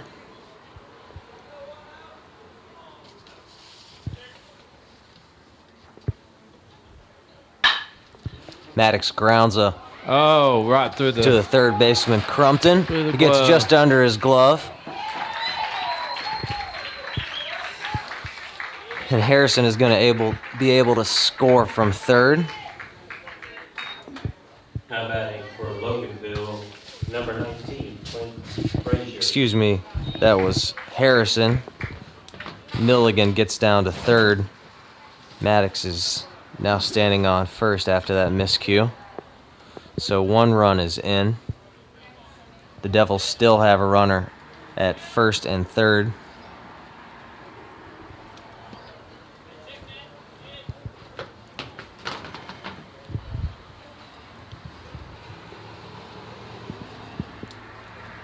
And now McHugh faces exactly who he wants to see. Yeah, this is The your highly big touted stick. Frazier with a chance to do significant damage. Takes a breaking ball off the plate.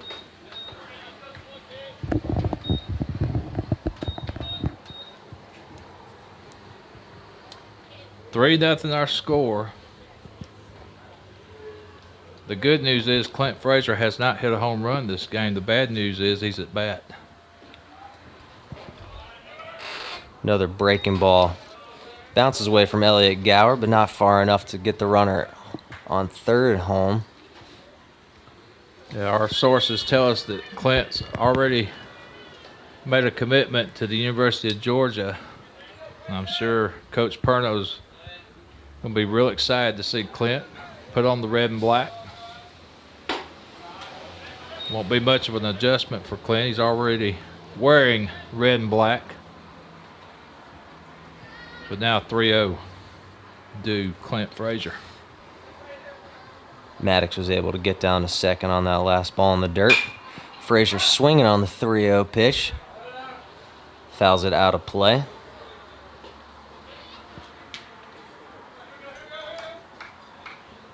Nobody out in the inning.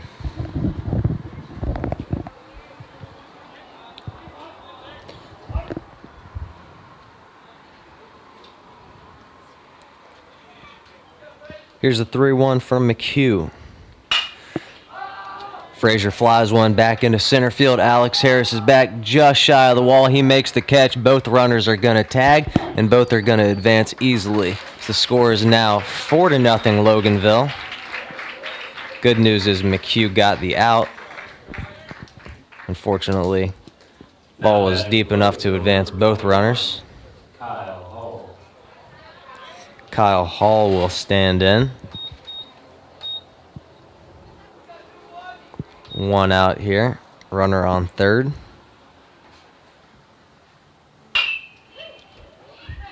Oh, Cutts made a Hall good lines dive. one up the middle. Cutts had him shaded towards second base. Line drive. Cutts was able to dive and knock it down. Couldn't quite make the catch. Made a great effort. He did. Maddox scores from third. Loganville designated hitter, number Score is now 5-0 Loganville. I thought Cutts had that. Must have short hopped his glove or just gotten away from him. I believe the batter Williams had a hit last time up. Drove in the first Loganville run, if I'm not mistaken. He did. He had a single. 5-0. 5 runs, 5 hits, 1 error for Loganville. No runs, 2 hits, 2 errors for the Gladiators.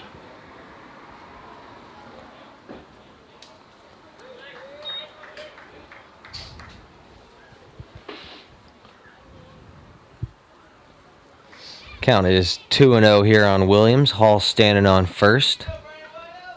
Loganville's got a 5-0 lead with 1 out here in the top of the 6th. Fastball called strike on the outside corner. 2-1.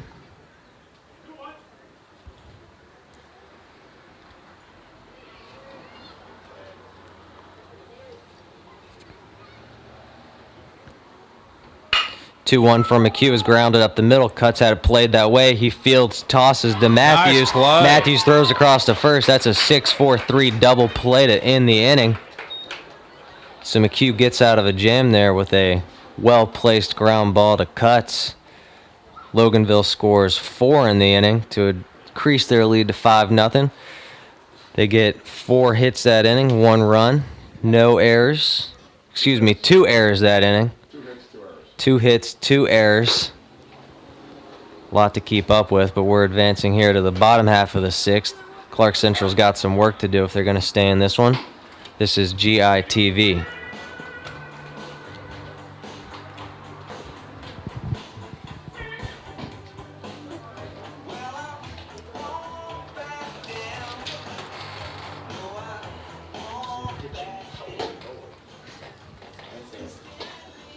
The pitcher on the mound for Loganville, number 18, Cody Stewart.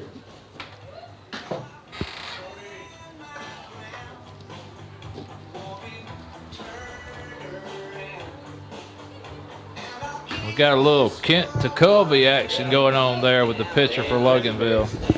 Quisenberry, take your pick. And this will be something new for the Clarke Central hitters. This is weird, to say the least. So Andy Fagan is replaced by Cody Stewart after throwing 5 innings of shutout baseball with 9 Ks. Yeah, Fagan did a great job. Leading off the bottom of the 6th inning. And his windup, though it was a little more traditional, The shortstop. still had a lot of motion and movement when he made his pitches. So Clarke Central with a whole new look here. So Central's down by 5, but they got the top of the order coming up. Cut's taking a little bit of time getting in the batter's box. He'd like to see a little bit more of this windup, I think. First pitch from Stewart taken outside. Maybe starting that 6-4-3. Gave him a little bit of a, I don't know, confidence boost.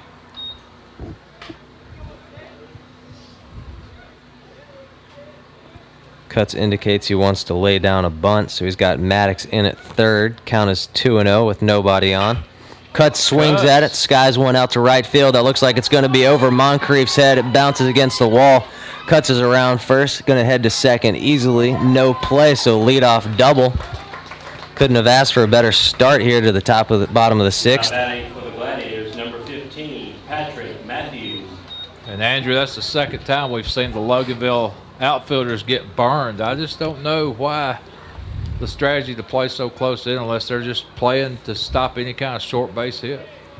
Yeah, I'm kind of confused. You know, maybe the first time you would excuse it, but after that double over Miller's head out in the center, you think they might change it up a little bit. Apparently Very not. shallow. Very, very shallow.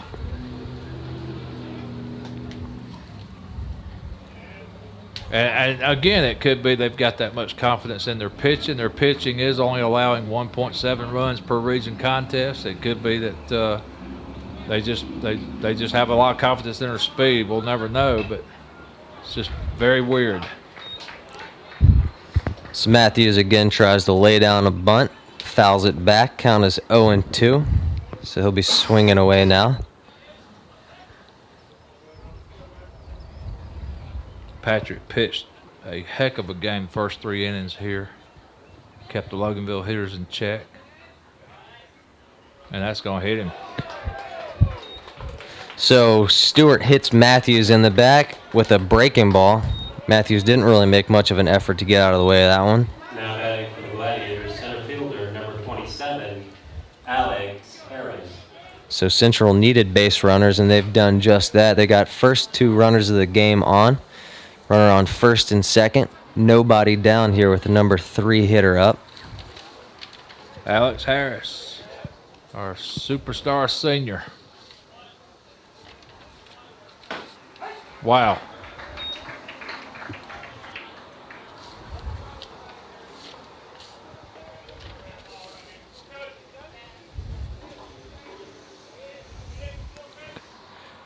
Harris takes a first pitch strike. Here's the 0-1 on the way from Stewart.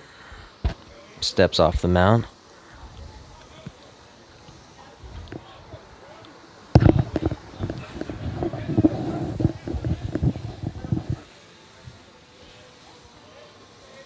Here's the 0-1 to Harris. Stewart Wow. throws back to second base, almost gets away from the shortstop Shabu, but he reels it in. No harm done. Excuse me, Mayo is now at short in place of Shabu, the starter. Wow. Harris grounds one back up the middle. It's going to get away from Mayo. He got a glove on it, just able to knock it down. Cutts is not able to score. Mayo keeps it in short center field, and there's no point risking that here down by 5. So bases are loaded here for Central. None out with the catcher Elliott Gower coming up. That hit by Harris, that might change this guy's pitching motion. He was already squatted in a bad position to start with, and Harris almost took his head off. See if he goes down as low this time. I don't really know how you would get in a good defensive position coming out of that. He kind of does hop around a little bit. Well, you know, his first time that he stepped off the rubber, he almost fell down. His balance is nowhere. Like you said, defensively, there's no balance there. Mike Mussina for the Yankees used to have a little hop after he throws, sort of like this guy. Elliott Gower takes a fastball. The count is now 0-2 on the Central catcher. I think the whole deception here is you get so caught up looking at how he's standing and how he's delivering that you forget to watch the pitch. Nice job. 0-2 is chopped to short. Mayo fields throws across to first. He bounces it. Everybody's going to be safe. 1 run is in. 2 runs are in now. Runners on first and third. The error is going to score 2. So Central is down 5-2 here with nobody out still. For the Gladiators, third baseman, number 19, Tucker Crumpton. Yeah, you could see when Shabu let go of that ball, it was going to be a bad ending. That ball was headed straight down the minute he let go on the throw to first. So Clarke Central in business. Runners on the corners. Third baseman Tucker Crumpton stands in. Takes a pitch off the plate. Royce Harrison throws down to first behind the base runner. Not quite in time. Milligan dives, Gower dives back just in time. It's hard to tell, Andrew. They're all wearing red shirts and white pants. It's been confusing. Tucker needs to get a hit here. 3-run ball game. You've got runners on the corners and nobody out. You need to make something happen. At least get that runner at third. 2-0 count here.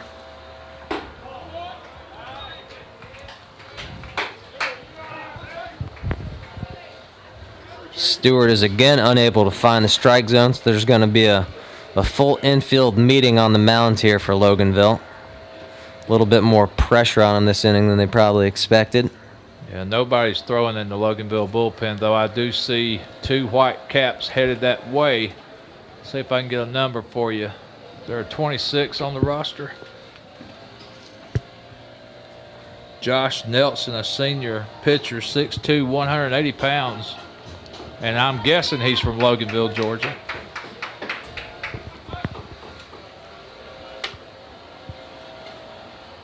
Doesn't look like he's another submariner, though.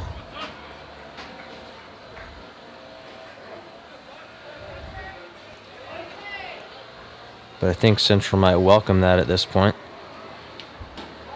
Good eye by Tucker. 3-0 from Crumpton.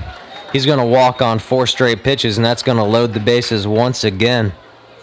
Now batting for the Gladiators, first baseman, number 17, Philip Trandell. I tell you, a big opportunity for Trandell here. Ducks on the pond, as they say back in the day.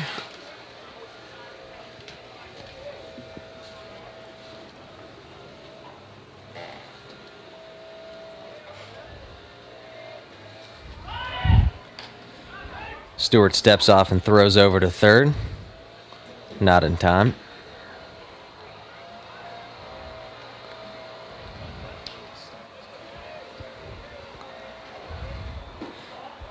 Trandell, good eye. Nobody out in the inning. Clarke Central battling back here against 6th-ranked Loganville. The score is 5-2, and the bases are loaded with Gladiators here in the bottom half of the 6th inning. Trandell takes again, called strike. Must have been at the bottom of the knees.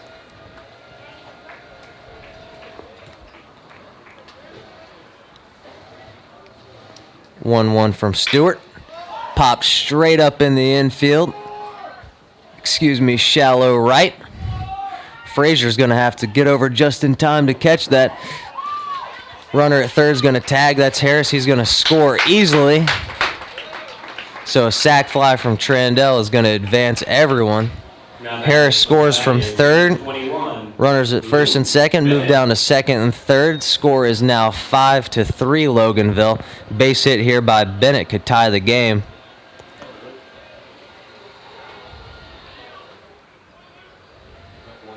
Yeah, Trandell seen that pitch up in his eyes, and he was swinging out of his heels on that one. He'd love to have that swing back. First pitch from Bennett gets behind.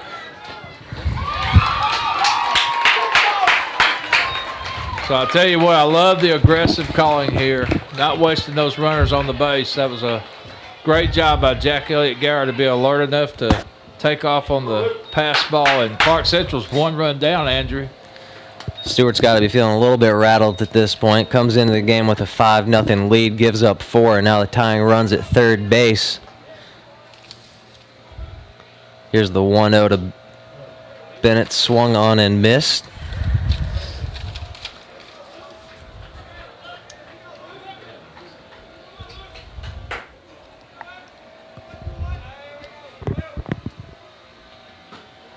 Oh, man. 1-1 taken.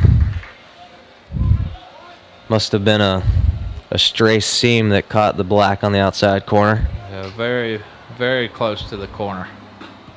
Bennett tries to check his swing. Tough break for Bennett, but you know that swing was set up on that last pitch. That's exactly what it was. Yeah. So far outside, Luke had no choice. So there's 2 down here in the bottom of the 6th with Charlie Harris. Tying run on third. Fastball from Stewart off the plate. I'll tell you what, this is the kind of situation Charlie Harris shines. He loves being in these situations with runners on. I look for a tough battle here. Boy, nice job by the Loganville catcher. They almost fake out the runner at third like the ball had passed. So Loganville digging deep in their bag of tricks here in this bottom half of the 6th inning. Pitch from Stewart taken off the outside corner. Count is 3-0. That may be a makeup call because that pitch looked better than the one that got called on Bennett. Here's the 3-0. Taken on the inside corner. So Charlie Harris walks on 4 straight pitches. Now batting for the Gladiators, number 3, Chris Resby. 2 down here now. Chris Resby up, the right fielder. Well, I guarantee you Resby will take his hacks. Very familiar position for this freshman. Resby does swing and miss. Runner going to second. Crumpton's going to be able to score as the throw gets away. Crumpton scores easily. Frazier throws home. No chance to get out the runner. Not sure what the catcher was doing there. That's one of those baseball no-nos. With 2 outs, you just worry about the batter, but guess he thought he had the arm to get the runner at second, but to no avail into Clarke Central's advantage. Tie ball game. Catcher's got to know that Resby has struck it out twice this game so far. Right. Didn't really come into mind when he made that play. Yeah, you would think that the percentages would have worked in favor of just working on Resby, but a big break for Clarke Central. Brand new ball game. Resby takes on the outside corner. Count is 2-1. And now you're at that point in the game, anything can happen. Resby gets a hit here, we probably score a run, take the lead. Resby, good eye.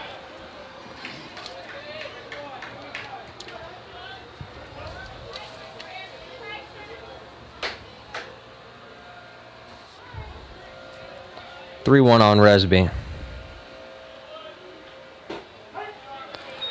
Called strike down the middle. 3 balls, 2 strikes, 2 outs here. Score is knotted at 5, bottom of the 6th. Oh, late Resby swings on and misses. But Clarke Central gets 5 runs on, I've lost track of how many hits. Couple 2. of walks. 2 hits, 2 walks, a sac fly. Hit by pitch. Clarke Central goes into the inning trailing by 5. They tie it up here, heading to the top of the 7th. 5-5 your score. Loganville and Clarke Central. This is Region 8 Quad A baseball right here on GI TV.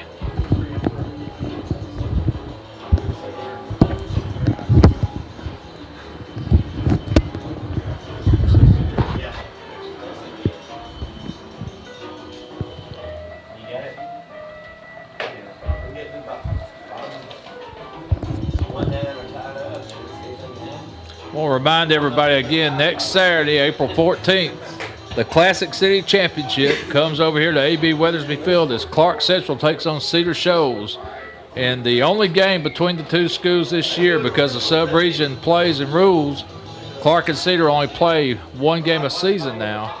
So at 7 o'clock next Saturday, be sure to check out Clarke Central Cedar Shoals in the Classic City Championship right here on GI TV.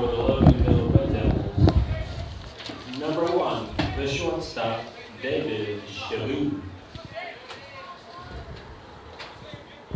So a 5-5 score, Andrew. And So after Central bats around on Loganville, we are in the top of the 7th inning. Shaboo stands in and takes the first pitch off his left shoulder.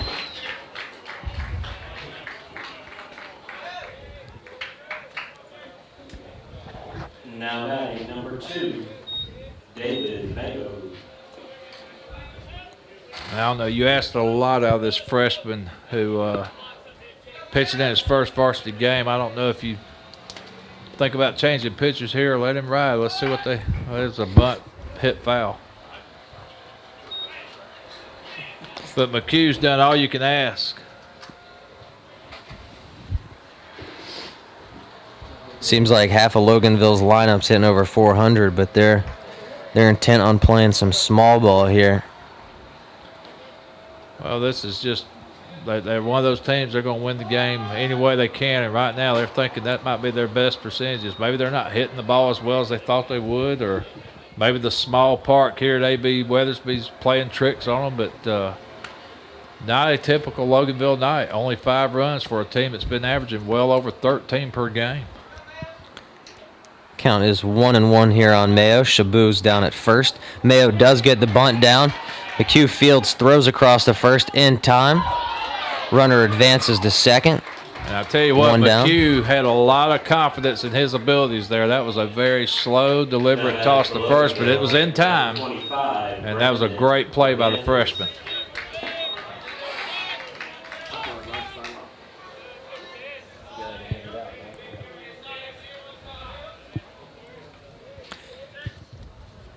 So Brandon Perganta stands in for Loganville now. Go ahead runners at second. Ball gets away from Elliott Gower. He's going to score. He's going to get to third, excuse me. Throw is not nearly in time. Perganta's hit the homer an inning ago, I believe. Either to the left of the scoreboard or over it. Right, yeah, it was a good shot. Nothing cheap about it. One down here. Go ahead runner is at third. Crumpton, the third baseman, 2 steps in on the grass. Well, I'll tell you what, if McHugh gets out of this jam, I say he earns his letter tonight. Freshman's doing a heck of a job. Here's the 2-0. Taken high. A little bit of heat on that pitch by McHugh.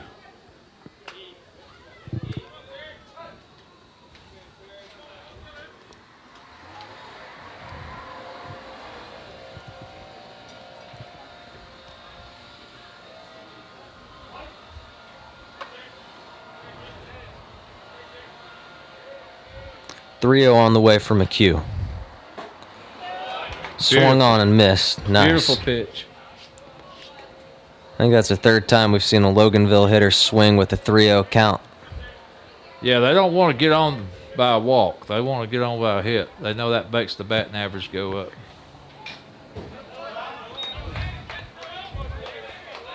(3-1) tip back. So the count is full now here with 1 out.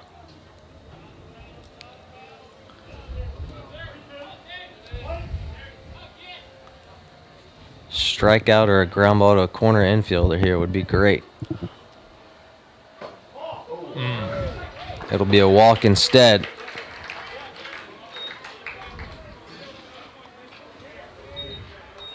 Now back for Loganville, number 22, the catcher, Royce Harrison. So what's the change here? Harrison's been playing the whole game. Do we have a courtesy runner? No.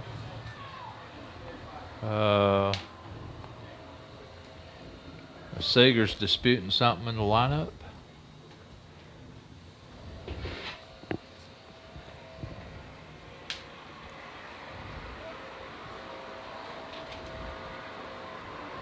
Not sure what's going on here, but something's.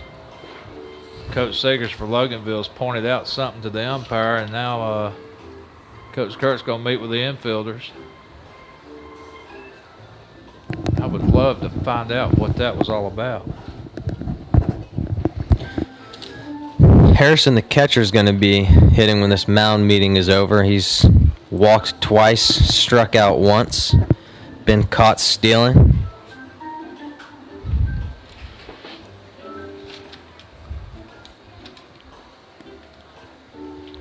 Looks like Kurt's going to stay with McHugh.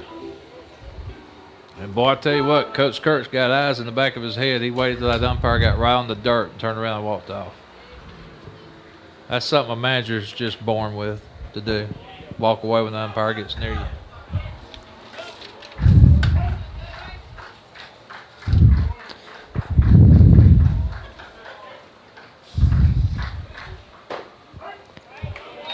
First pitch to Harrison's taken for a called strike.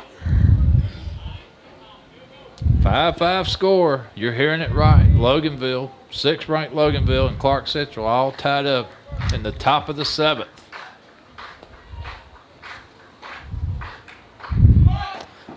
That's a strike. Harrison tries to, yeah. Another failed bunt attempt. Crumpton in at third. Middle infielder shaded towards the bag. So they must be thinking he's going to bunt with 2 strikes if Tucker don't move back. He's definitely playing in.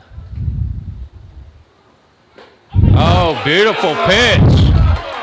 Wow, he froze him, Andrew, on the curveball just enough to where he couldn't reload and swing at the pitch. And that, I'll tell you what, McHugh's impressive.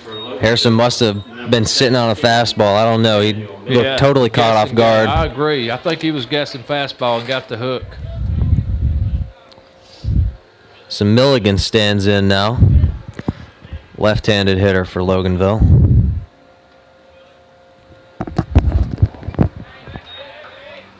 1-0.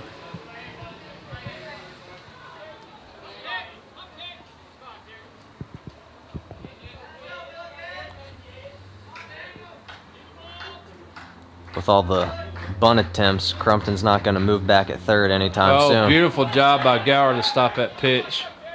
Jack Elliott got right in front of it. That's a big run on third base.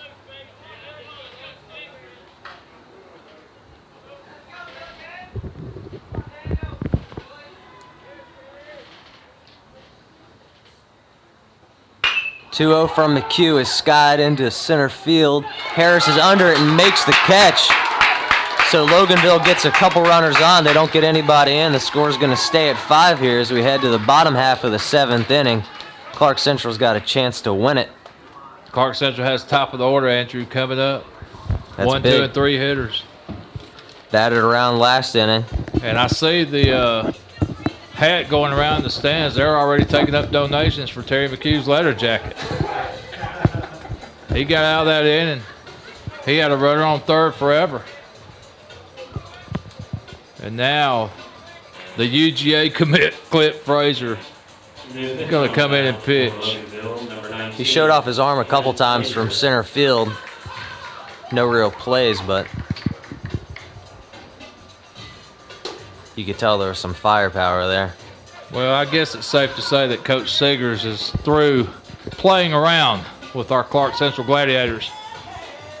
Started off the game with a kind of a half varsity, half JV thing going on, and this game stayed tight through the first 4 innings, stayed 0-0. Loganville finally scratched one across in the 5th to make it 1-0. Put up another 4 in the 6th to make it 5-0. But Clarke Central bounced right back with 5 in the bottom of the 6th, and now they have a chance to possibly win it here with the top of the orders. Cuts, #1 hitter. Who's our second guy? Matthews. Patrick Matthews, and then, of course, Alex Harris in the 3-hole. So you've got a shot, and you can rock the region here if things fall your way. Kid on the mound was a center fielder who was playing shallow, and Cuts led off with a double to start the last inning. Yeah, it'll be interesting to see where Loganville plays, because as hard as Frazier's throwing, it won't take much contact to get that ball over those outfielders' heads. So here we go. If you're sitting on the edge of your seat, just go ahead and stand up. We're in the bottom of the 7th inning, 5-5 from A.B. Weathersby. #6 Loganville trying to extend this game against Clarke Central and take it to extra innings. Clarke Central trying to send everybody home. We're going to give it to Andrew Barnhart to do the play-by-play here at A.B. Weathersby. So here's the first pitch from Frazier. Third baseman Maddox in at third. Cuts does indeed try and lay down a bunt. Does not get it. Count is 0-1.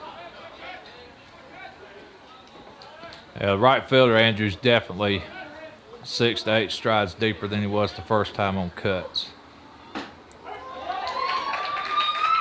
Cuts takes a fastball. Called strike. Count is now 0-2 here to left-handed hitting shortstop. Well, we've told you a lot about Clint Frazier, the hitter. Now you get a chance to see Clint Frazier, the pitcher. He brings it up there pretty nice. A lot of velocity.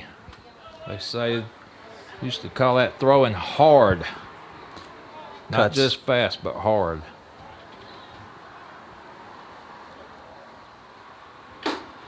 One-two is fouled back into the catcher's mitt. Cuts is down on strikes.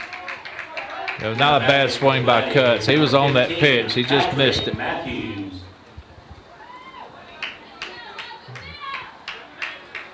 So one down here for Clarke Central. Nobody on. Bottom of the 7th. Matthews stands in and takes a first pitch fastball for a called strike. I tell you, the way this kid's look, the first batter, he's throwing strikes. Just go up there swinging. There you go. You might as well swing. He's going to be around the plate. Get your hack in. 5 runs, 5 hits, 4 errors for Loganville. 5 runs, 4 hits, 2 errors for Clarke Central. So the 0-2 gets away from Frazier there a little bit. 1-2 here on Matthews. Frazier also likes working very fast. Good check swing by Patrick Matthews. They called him safe.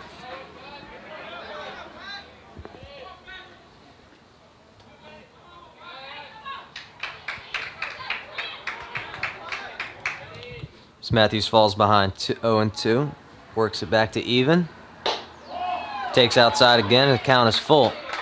Base runner here would be nice. Well, Patrick displaying that he's got ice in his veins taking that pitch. That was very close to what they've been calling strikes all evening. Good job, Patrick Matthews, and you've got a bigger chance now. And I tell you, Alex Harris is due, Andrew. Number 27, Alex Leading hitter for Clarke Central at the plate with a runner aboard. We are playing number 6 Loganville here at A.B. Weathersby Field in Athens, Georgia. 5-5's your score. Harris swings through a first pitch fastball. He had an RBI his last at bat. Another one here would win it. Well, I'll tell you what, Harris had the swing that time.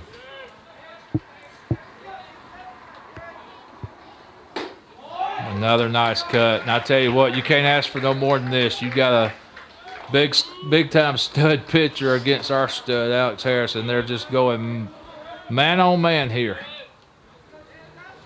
Nobody backing down.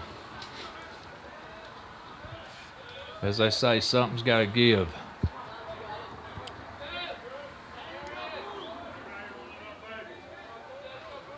Clarke Central fans' fingernails are disappearing. Harris takes low, 1-2.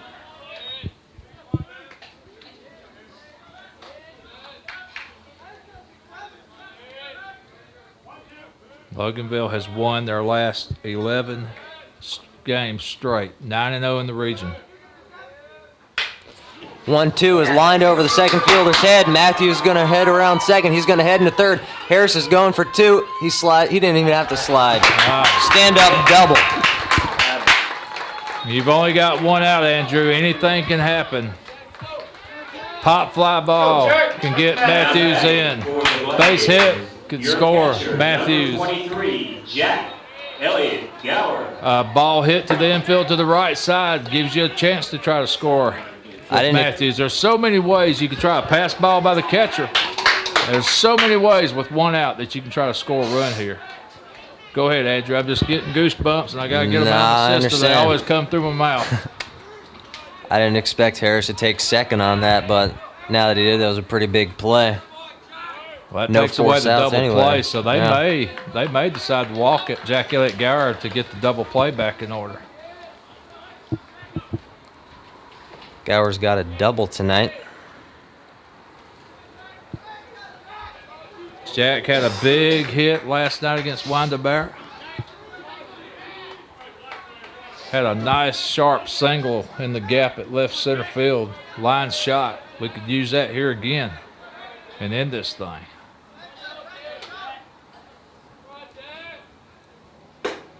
Wow.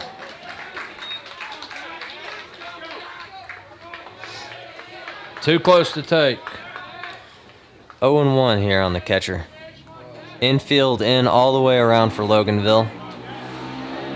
Yeah, the outfield's trying to stop a base hit. They're way in now. Oh, no.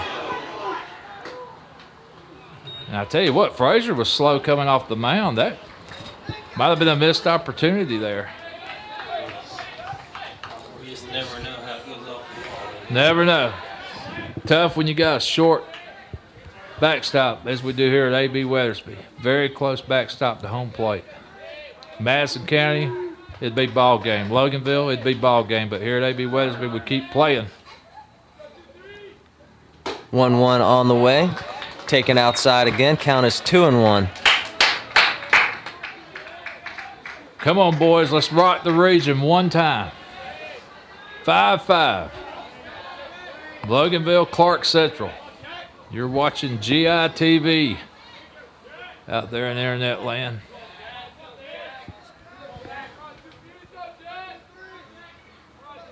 Two-1 on the way. Nice cut. Nothing wrong with that. Jack Elliott seemed like he had it timed, just missed it. Again, it just takes one. Just takes one. Tucker Crumpton waits on deck for the Gladiators.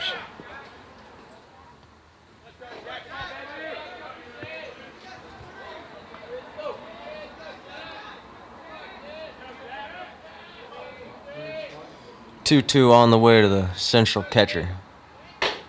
Wow, I don't know about the call. Tough call to ring him up there. Tough call. Now that Elliott Gower's down on strikes. Number 19, Tucker Crumpton. Very tough call on the Clarke Central backstop. That'll bring up the third baseman, Tucker Crumpton, with a chance to win it here.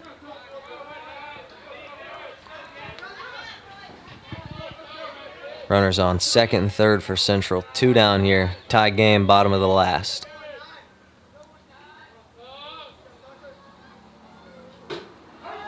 Wow. He's getting 3 inches on that outside corner. Yeah, the outside pitch is definitely being given at this point in the game. Is American Idol on tonight? American Idol is on, but I don't think nobody cares right now if you wear red and gold. But yeah, the umpire, he may be caring a little bit. Now, that pitch wasn't much different, but it's called for a ball. We're down to cases. We've got 2 runners on, second and third. Patrick Matthews on third, Alex Harris on second. 2 outs. Tucker Crumpton with a 1-1 count. Clint Frazier trying to slam the door on Clarke Central. Clarke Central trying to do the impossible. Knock off top-ranked Loganville. Good eye by Tucker. 2-1. It's one of those situations where you're watching Alex Harris at second, see what he's trying to show the batter, if anything.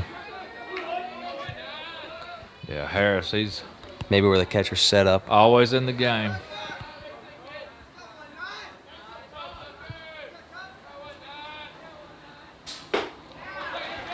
And again, I think that's a pitch that Tucker Crumpton doesn't normally swing at, but because of the previous calls, you got to take a hack at it because it's getting rung up.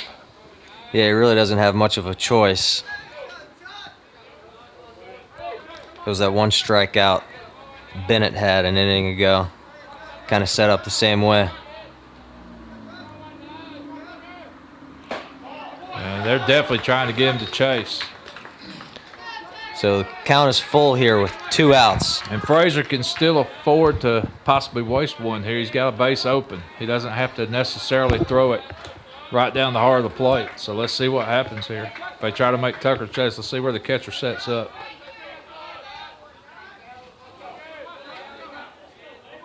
Looks like he's going to stay right there on the middle. Wow. Tough break for Clarke Central. They had a chance. And we're going to remain tied.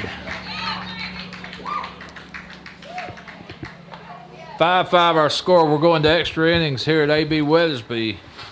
Loganville 5, Clarke Central 5. This is GITV.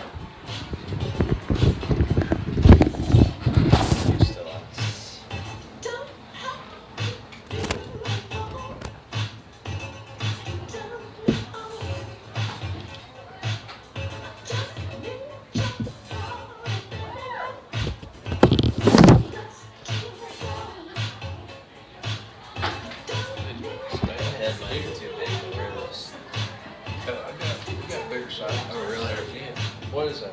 7? We'll get it there. I can wait for this. Yeah, they got 7. 7.5, 7.5. What do you think you wear? This is 7 3/8. Okay, we'll get it changed.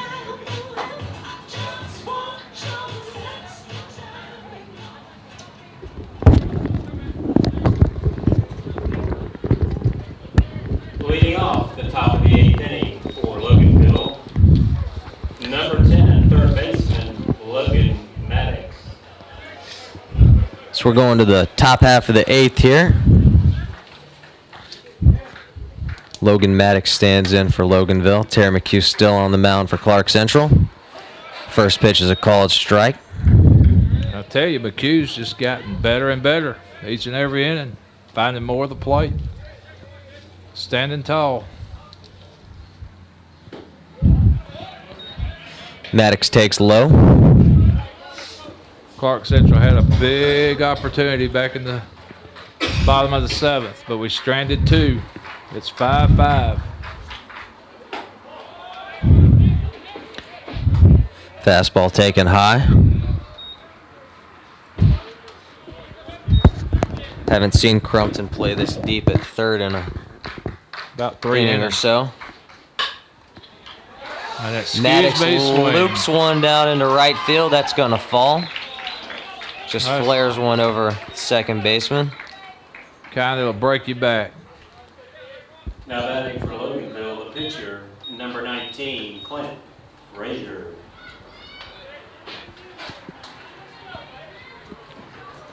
So Frazier now stands in for Loganville. Runner on first, nobody down.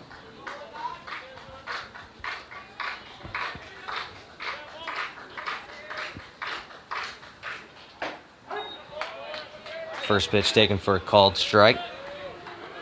Not sure what he was looking for.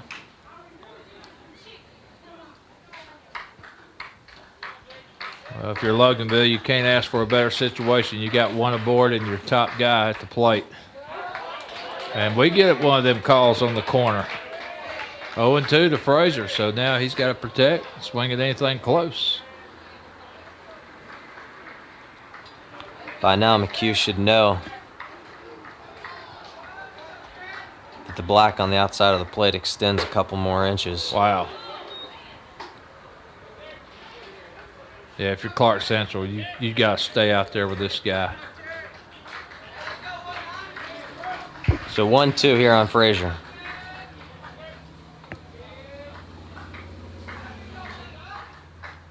Wow. Must have been a little high.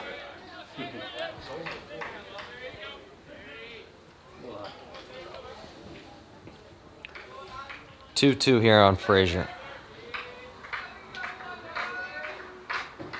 Beautiful pitch. Terry McHugh just gets struck him. out Clint Frazier. Gets him with the hook. Wow. Sent a guy. Now batting number 21, Kyle Hall.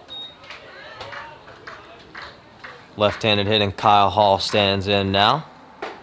I tell you what, McHugh's found a curveball that's just breaking 1.5 feet. Maybe his best pitch. We might be seeing something happening here before our eyes. McHugh might be working his way into a pitching spot on the varsity. Ooh. I'm not sure how that one missed. Barely missed. One man on, 1 ball, 1 strike here in the Loganville 8th. That's right. We're in the 8th inning, tied up 5-5.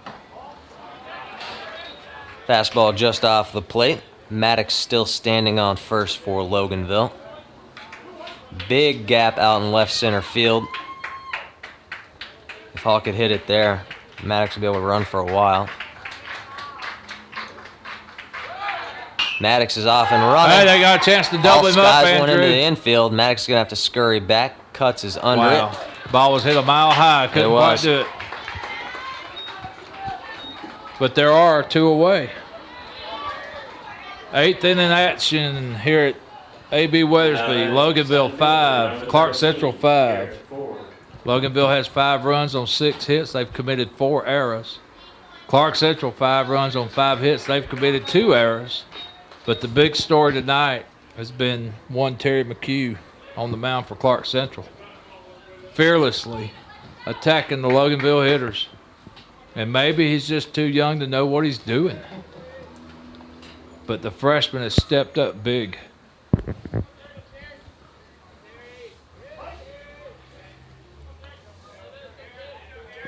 Williams stands in now for Loganville. First pitch from McHugh on the way. Called strike. It's actually Garrett Ford. Garrett Ford, the batter. There you go, senior. I had some notes on Garrett, and I'm trying to find them.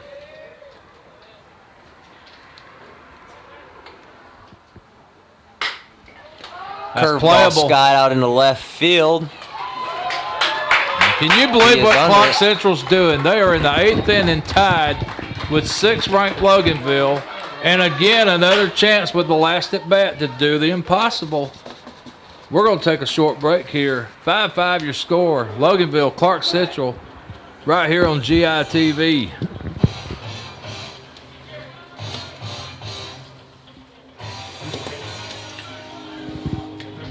Do you want some fly? Would it help you? I cut them off. Sure. New pitcher on the mound for Loganville, What about McHugh? number 25, Brandon Athens. turn those lights on. No, I'm kidding. Yeah.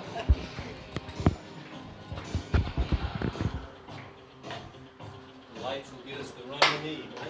There you go. Got to swap it up. We've cut the lights on here at AB Weathersby Field in the press box so we can better bring you the action with our notes and our rosters. We're having a hard time seeing them as the sun is starting to go down here in Athens, Georgia. Terry McHugh, the freshman, I guess we can use the word sensation now. He's pitched 3 innings, only giving up 1 run. It was unearned.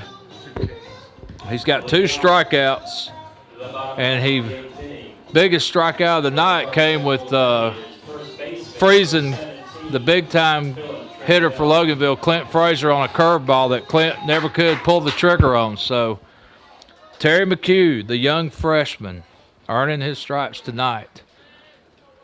So we're going to turn it back over to Andrew Barnhart here in the bottom half of the 8th inning as Philip Trandell leads off for the Gladiators. We're going to get a note on who the pitcher is for Loganville as soon as we see his jersey number. Pergantis, okay. He's got a home run this evening. First pitch, Trandell's on the way. Self-defense swing. Self-defense swing from Trandell off his fist over towards the dugout. Count is 0-1 here. None on, none out. Bottom 8.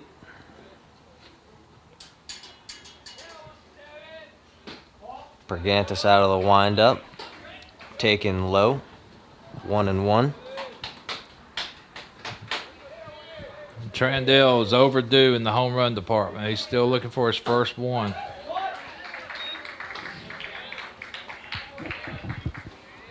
Trandell takes low, calls strike. Count is 1-2 here to the leadoff hitter for Clarke Central. Trandell takes outside.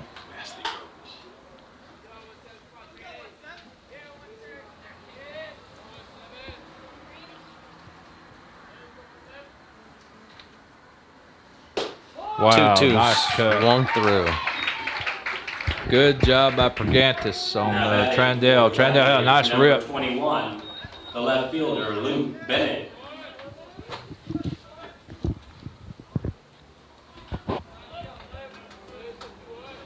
Luke Bennett's up for Clarke Central now. Takes fastball strike on the inside corner. I think he was the victim of a less than generous call by the umpire, his last at bat in the 6th inning, that big 6th run inning. And they said Luke didn't pull his bat back, so that'll be 2 strikes now on Bennett. I thought he got it back, but first base umpire said no. Wow. Got to swing the bat. Now batting, Bennett just froze on that one. hitter, Charlie Harris. So 2 down real quick here in the bottom of the 8th. Charlie Harris stands in. He was hit by a pitch back in the 6th inning. Takes fastball for a called strike.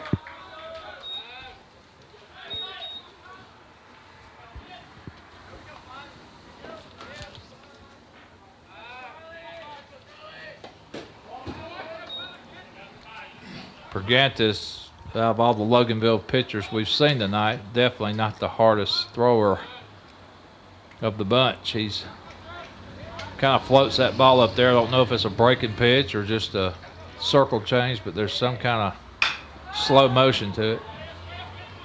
1-1 skied out of play. Heard a car honk. I think might have just dodged that. Every time a ball flies over there to Baxter Street, Coach John Ward gets on the edge of his seat to make sure he doesn't hear a ping on a car. 1-2 on the way from Pergantis. Fouled away. Harris stays alive. And that, I believe that horn was for the Jack Elliott Gower fan club. That was one of his fans that blowing in between innings here. I hear the Jack Elliott Gower t-shirts are selling well.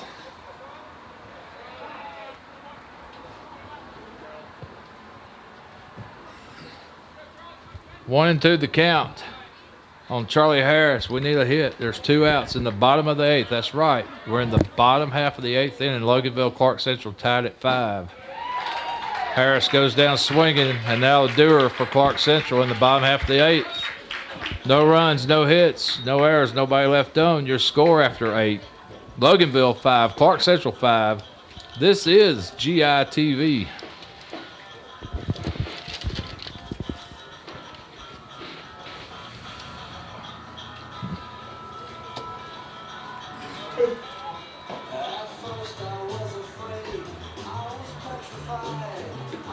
Again, we want to remind you our next GITV game of the week will be this coming Monday here at AB Weathersby Field as we entertain the Madison County Red Raiders. Madison County and Clarke Central getting it on the diamond in a sub-region 8 quad A game. Madison County's region record this year 4-3, so they're still trying to fight for one of the top 3 spots in sub-region play.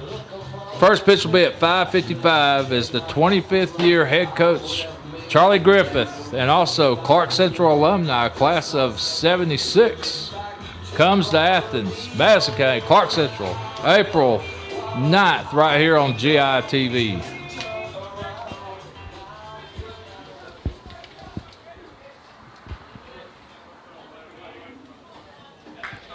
Headed to the top of the 9th here, and Loganville's got the top of the lineup coming up. David Shabu. Shabu stands in for the Devils. Pitch from McHugh, called strike. So Terry McHugh, who probably was only expecting to work an inning, is now in his 4th, isn't he? Yep. 4th inning. Wow.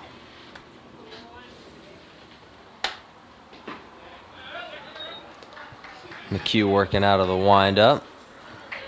Ball's in the dirt, counts 1-1.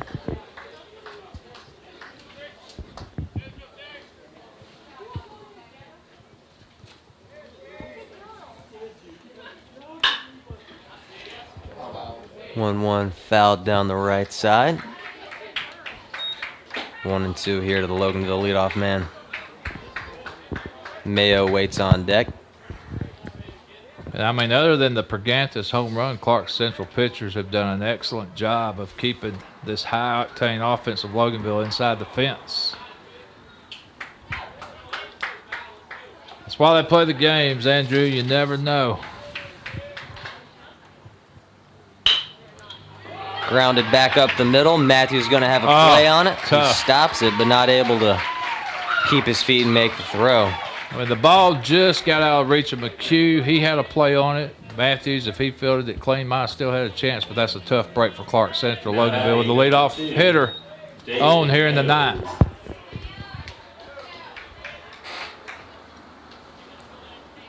Somebody needs to get McHugh an outfielder's glove.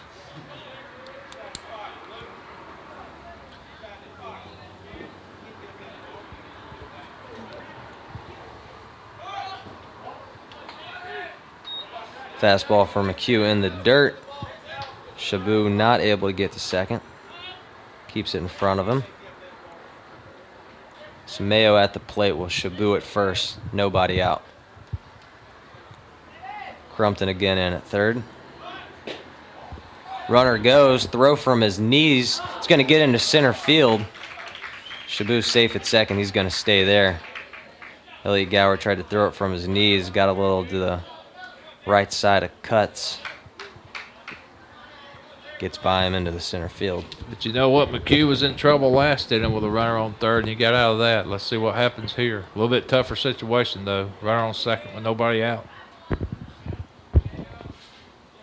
2-0 to Mayo.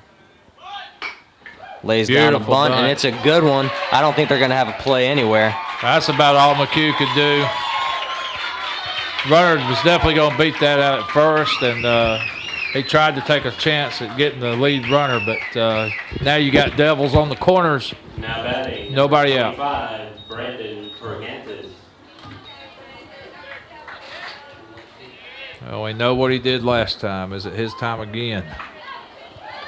Loganville has a lot of guys that are capable of hitting multi-home runs in a game. This is one of them. Pergantis is batting over 400 for the season.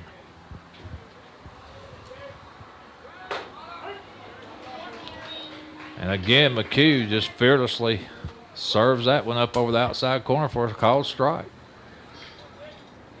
I like McHugh's poise. He's doesn't appear to be rattled whatsoever. Most freshmen in this situation, heart would be pounding through their jersey.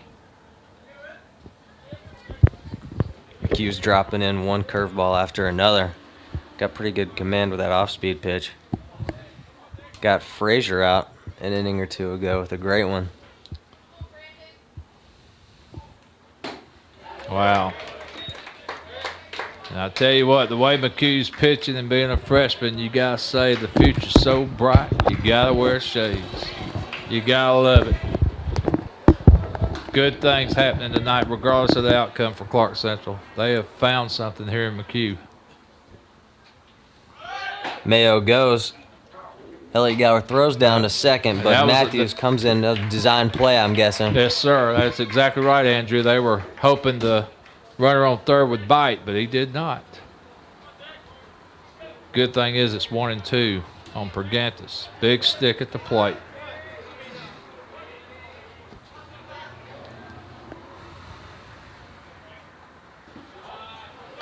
Good block there by Elliott Gower. Clarke Central's definitely caught on to the umpires' calling tendencies as they keep trying to line up on that outside corner on these third strike pitches. 2-2 on Pergantis. Pergantis That's loops playable, one into is it? shallow. Great play by Gets it. Matthews. Oh, and they almost doubled him up at second. And that was a dangerous play because the ball was not caught, and it could have enabled that runner on third to score, but he did not go. So Clarke catches a break Now there. batting, number 22, Royce Harrison. So you're at that point in the game now, Andrew. It don't matter if you're ranked number 6 or if you're at the bottom of the region. You know that one mistake could be the critical blow in this game. It could be the big turning point. And I think both teams now starting to show a little bit that they're on edge as the free pass is given to Royce Harrison, number 22. So bases full of Devils with one out. Clarke Central hoping for a double play ball here. And I'll let you take over, Andrew. Not sure who's coming up to bat, but you can see better than I Now can. batting, number 17, This looks like Daniel it's Milligan. Daniel Milligan. Milligan walked in the 6th. Another Loganville batter hitting over 400.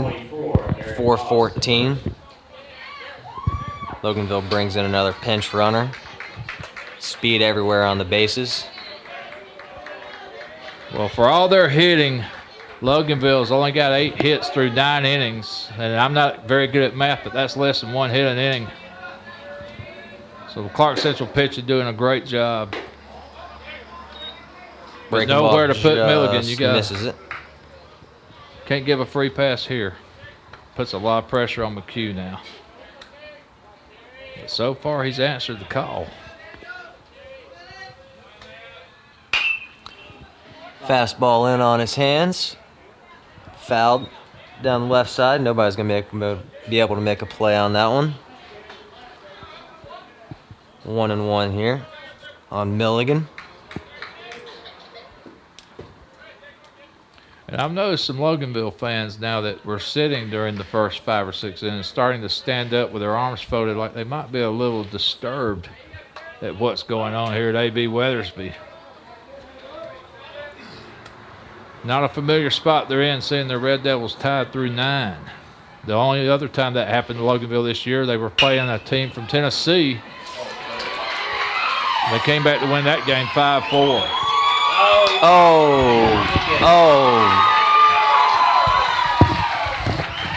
Well, just a bad play.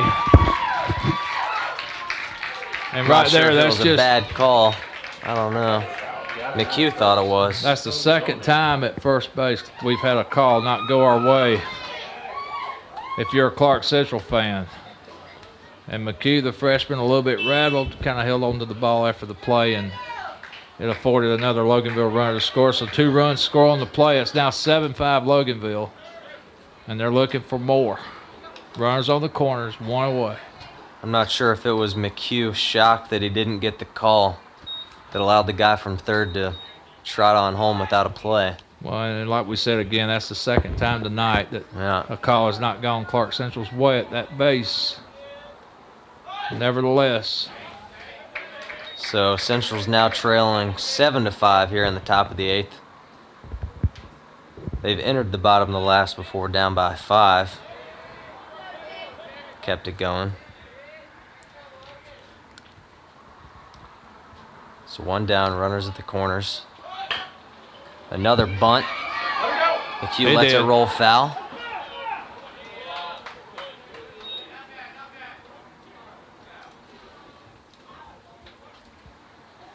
Loganville looking for some insurance. Trying to bunt that runner from third home.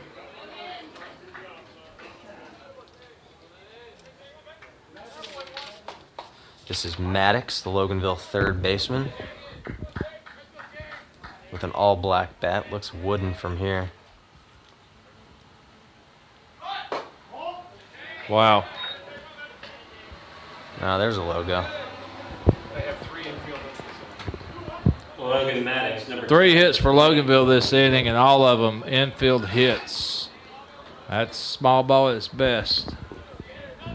7-5, your score. And Loganville trying to play some more small ball. 2-1 for McHugh, taken outside by Maddox.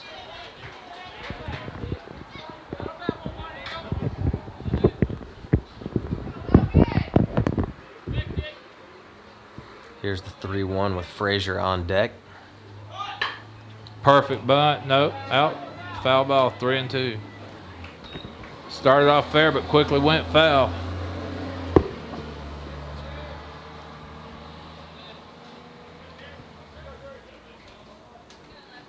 Just a great effort by Clarke Central to keep this game as close as they did.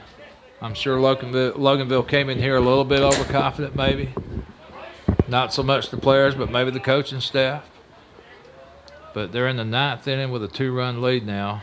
7-5, trying to keep that unbeaten region streak alive at 9. Maddox pops one down the first base line. Couldn't have dropped it in a better place. It's going to fall in for a hit. Milligan's going to trot down to second. Runner on third's going to walk home. Score is now 8-5, Loganville. Well, I tell you, the tough call at first and then the tough play there behind first base. You hate seeing this game go this route on those 2 plays, but, you know, tomorrow night in the box score, it'll look like a line drive. It was a base hit. Nobody touched it.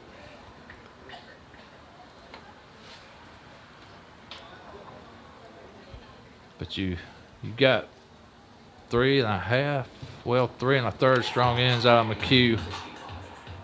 And I don't know what more you can ask of that guy. He's just pitched his butt off, and I'm sure he was, last thing he was expecting today was be on the mound facing Loganville, even for 1 at bat, let alone 4 innings of pitching. So it's like Kurt's going to stay with him and ride him out.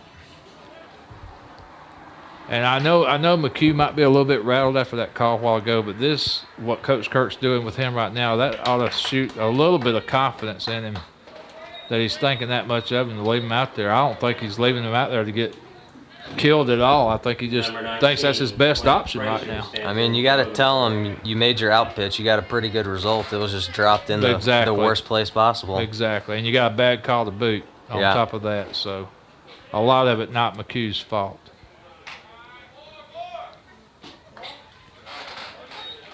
And he got Clint Frazier looking last time on a curveball. So we'll see what Frazier does here with the second time around facing Terry McHugh.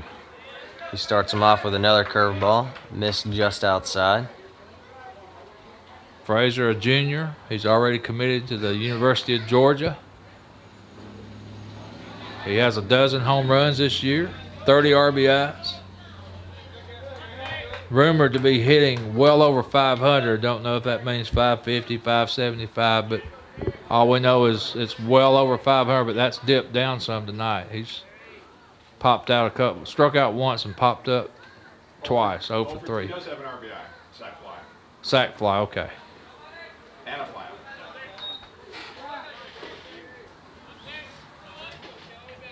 And I'll tell you what, McHugh, there'd be no shame in putting this guy on. 8-5. Still got a little bit of a chance here. Definitely don't want it to get busted wide open with a long ball here. And he does. And that's okay.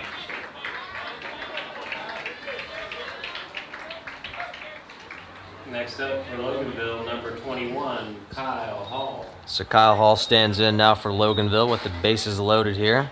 Already leading 8-5. 1 out in the inning. Kyle Hall, normally their leadoff hitter, batting .560 on the season. Not sure what he's done this evening, but I don't think he's hurt that average much.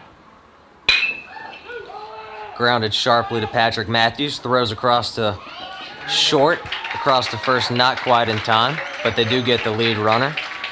However, the runner at third is going to score easily, increasing the lead to 9-5.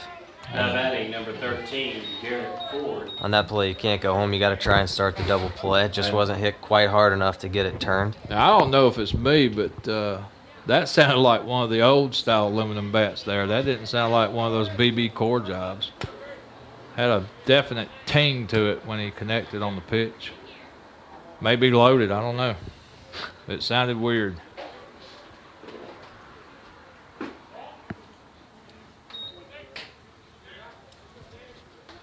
So I imagine Loganville fans are breathing a little easier now. They've got a 4-run lead here in the top of the 9th, and I'm sure they're starting to make plans on what they're going to order when they get over to the varsity after the game. They say they love coming to the varsity. So the 1-0 is softly lined towards Cutts, who makes the play. The inning is finally over. 4 runs, 4 hits. 4 runs on 4 hits for Loganville to stretch the lead to 9-5 here heading to the bottom of the 8th. This is GITV.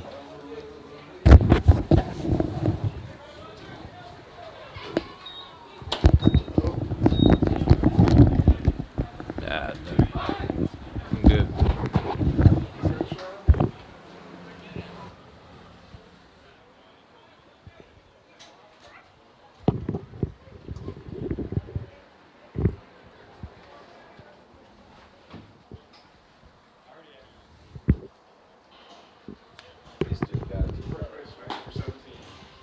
No, that's the same guy.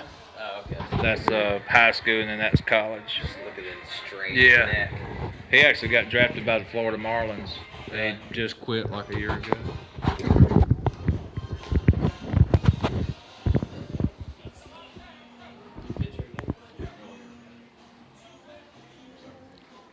Now on the mound for Loganville, number 17, Daniel Milligan. So we're headed to the bottom half of the 8th inning here. Ninth. Clarke, 9th inning, excuse There you me. go. Leading off the bottom of the 9th, Full 9 innings. Central, number 3. Clarke Central was down 5-0 in the bottom of the last one time.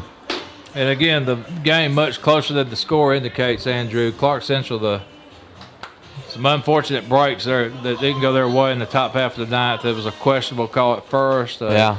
Perfectly placed pop fly behind the first baseman's head at right field, and that just started the unraveling of the 5-5 tie.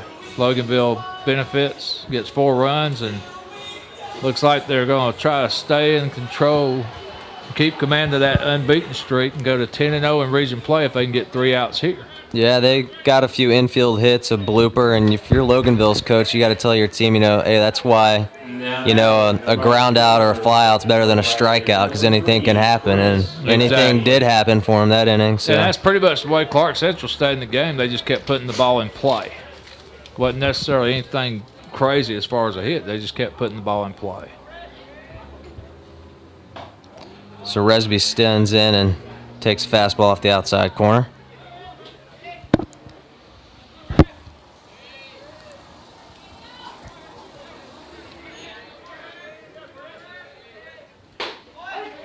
And that was a pitch that caught the corner, caught a lot of the black. Milligan still in pitching for Loganville. 2-1 now here on Resby. Clarke Central right fielder.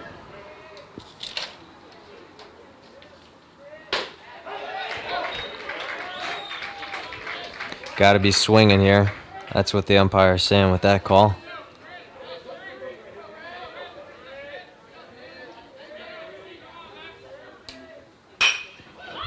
Resby lines one down the left field line. That could be two. It's fair. He's going to have to turn it on. He gets there safe. He slides into second. I was about to mention the fact that Loganville's third baseman was in on the grass with 2 strikes. If he had been back, he might have had a play on. Yeah, at least had a shot at it. Well, that's got to do a lot for Resby. Another freshman out there. That's got to do a lot to boost his confidence. With a 4-run lead, you'd think you'd be, prevent defense guarding the lines. He's still up on the grass. Thankfully for Resby, he was not. But they expect Cuts to bunt, I'm sure. Yeah. There you go. I don't know if they expected Resby to bunt with 2 strikes or if he just... I'm not sure. Well, I think up to that point, Resby had, struck out 3 times?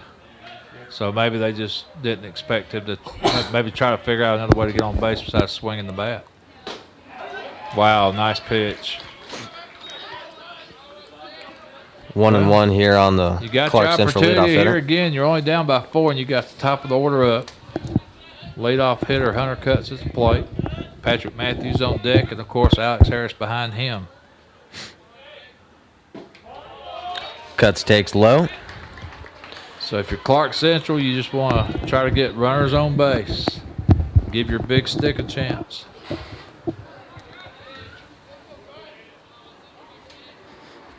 Cuts can get on first, might remind the pitcher that this is still a game. Even with the 4-run lead. Yeah.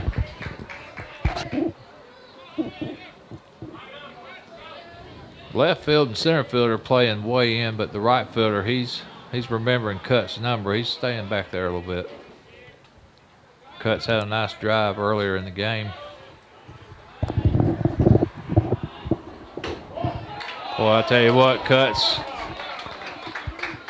showed a lot of courage on that pitch. One of those pitches that's been called either way tonight. So a 3-2 do Cuts. Payoff pitch on the way. Cuts takes called strike. That was definitely a good pitch by Perganis. Next up for the Gladiators, number 15, Patrick Matthews. Again, it seems like it was in another game at another time, but Patrick Matthews pitched 3 beautiful innings to start this game. Kept the Loganville hitters at bay. As we're in the bottom of the ninth, Clarke Central trails Loganville 9-5. But regardless of the way this turns out, I can assure you the region will still be rocked by this score. And how many innings it took. The 1-0 for Milligan, taken low. 2-0 here for Matthews.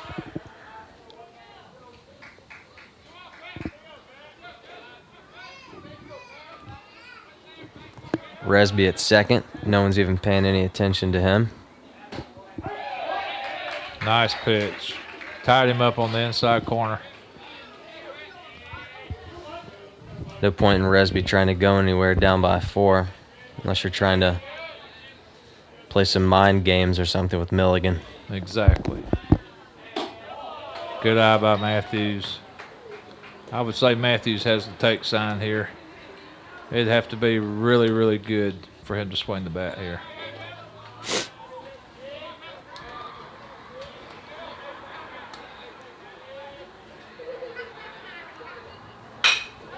It was good, and he hits it pretty well. Did he it's burn back him? loop. Again, that short play It's over the outfield. left fielder's head. Downing's turner. It's all the way to the wall. Resby's going to come around and score easily. Matthews got a stand-up double. And, you know, we've talked about it all night. The outfield does not play in their proper position. They've been playing close in. And that's the fourth time this game that Clarke Central has taken advantage and just burned the Loganville outfield for a hit. He's going to stay back a little bit deeper this time, or no? Well, this time they'll probably notice that Alex Harris is up, and he is our leading home run hitter. He's just about our leader in every offensive category. Harris batting .480 on the season, so they probably respect his bat a little bit more. But again, just don't understand the strategy. It just seems like you would play straight away, and you had mentioned earlier, Andrew, playing maybe prevent type mode defense, and they're not doing that. They're back there now, left and right is. 2-0 here on Harris. Third baseman's playing base high over there. I think he'd be, maybe 3 or 4 steps back. I don't think there's any scenario when Matthews is going to steal third down by 3 here with, just let your hitter hit. I totally agree. I don't understand the Loganville defense setup at all. Might just be apathy, or I'm not sure. But it's cost them twice here this inning.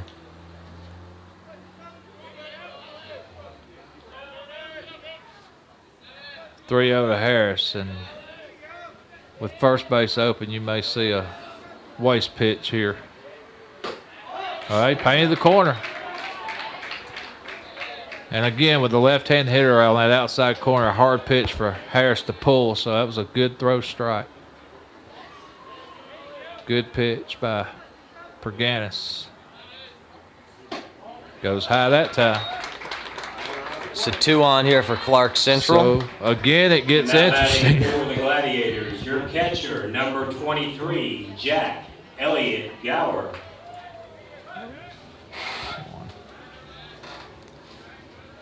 So Loganville's going to have a conference.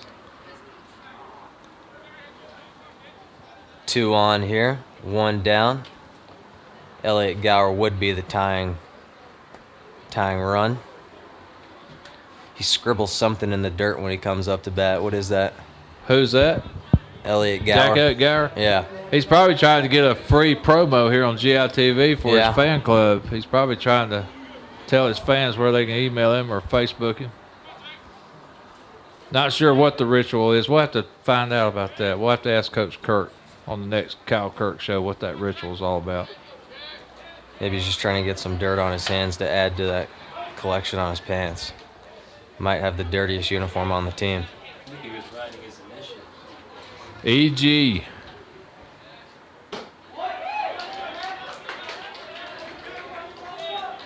First pitch a strike.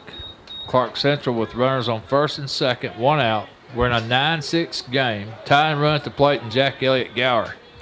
Left fielder backed up a little bit. I think the center fielder stepped in a couple steps. Good eye by Jack Elliott Gower. Tucker Crumpton awaits on deck. Clarke Central threatening. They just don't want to believe they can lose to these guys. Loganville has not had their way. I'm sure a lot of people thought this game would be over a lot quicker. And Clarke Central is manned up. They've answered the bell each and every inning. They have not gone away quietly.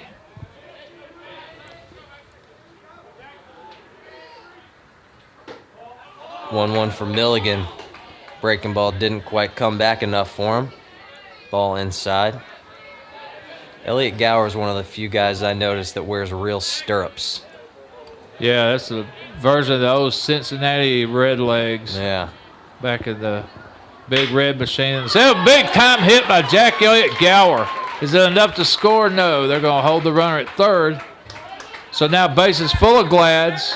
Only 1 out for Tucker Crumpton, the third baseman.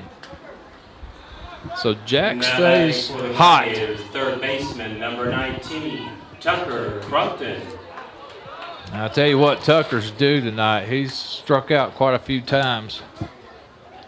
But he's one of our RBI producers. We need him big time here. Chance to keep this thing going. I'm sure Coach Kirk is talking to the junior third baseman about just relax, settle down, watch the ball, make contact. Loganville's been up big twice with just needing 3 more outs to win. Have not been able to put out the fire. Yeah, you know, in the back of their mind, they're, you know, don't want to go here again, but.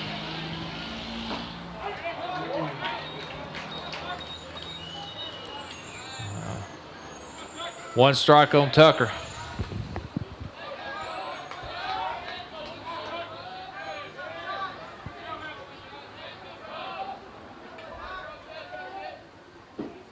One taken low.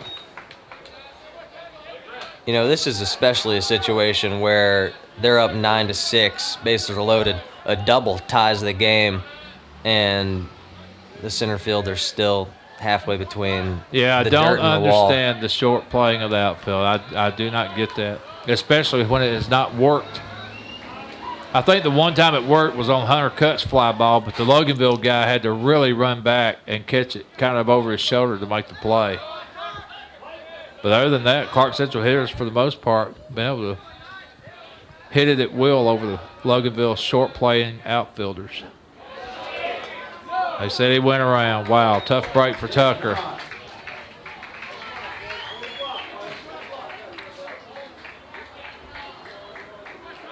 I think that's a bad call in a really big spot. Yeah, I'm not sure he quite broke his wrist on that one.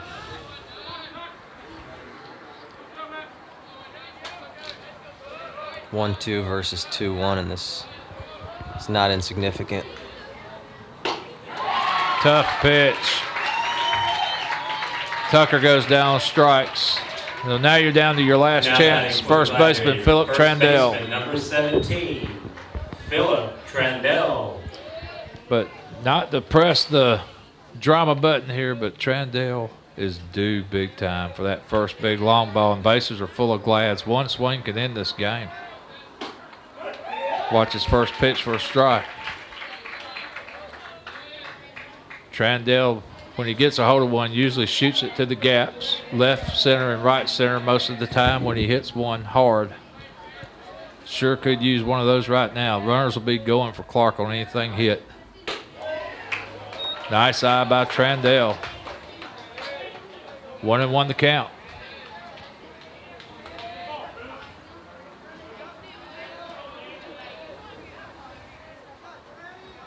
Bases loaded for Central. Here's the 1-1 to Trandell. Lines one over the first baseman's head. That's going to score one. It's going to score two. That's going to have runner at third. Tying run is now at third. Trandell's going to hold up at first.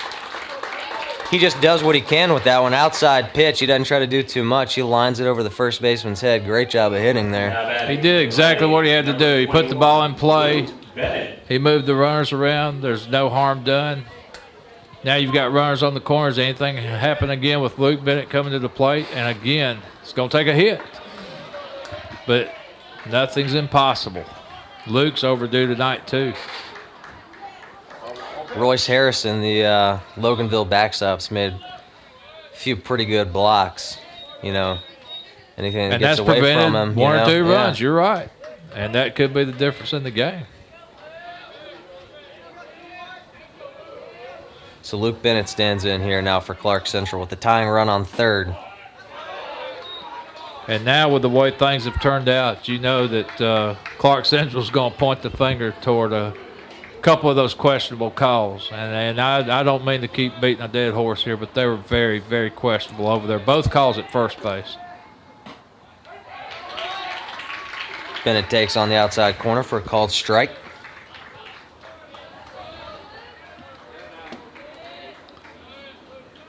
He's been the victim of a bad call. So he should know, you got to be swinging.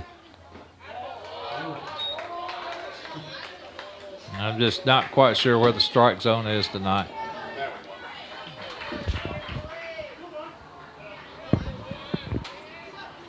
Two on here to Luke Bennett. Tying run on third, two down. Bottom of the last. Bennett takes outside. Winning run standing on first. 3 balls on Bennett. With Harris in the on-deck circle. Called strike outside corner. Bennett shakes his head. That was a big pitch. Full count now. Sure, Trandell will take off on the pitch. Come on, Luke. Protect.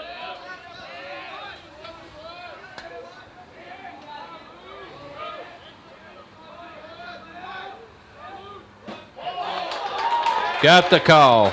Got the call. And I tell you what, one of Clarke Central's feistier hitters, The designated hitter, number Charlie 5, Harris. Charlie Harris. Greg, what's the book on Charlie tonight? 0 for 3 with a walk. Charlie Harris 0 for 3 with a walk. He's big time doing. Loganville's going to make a pitching change.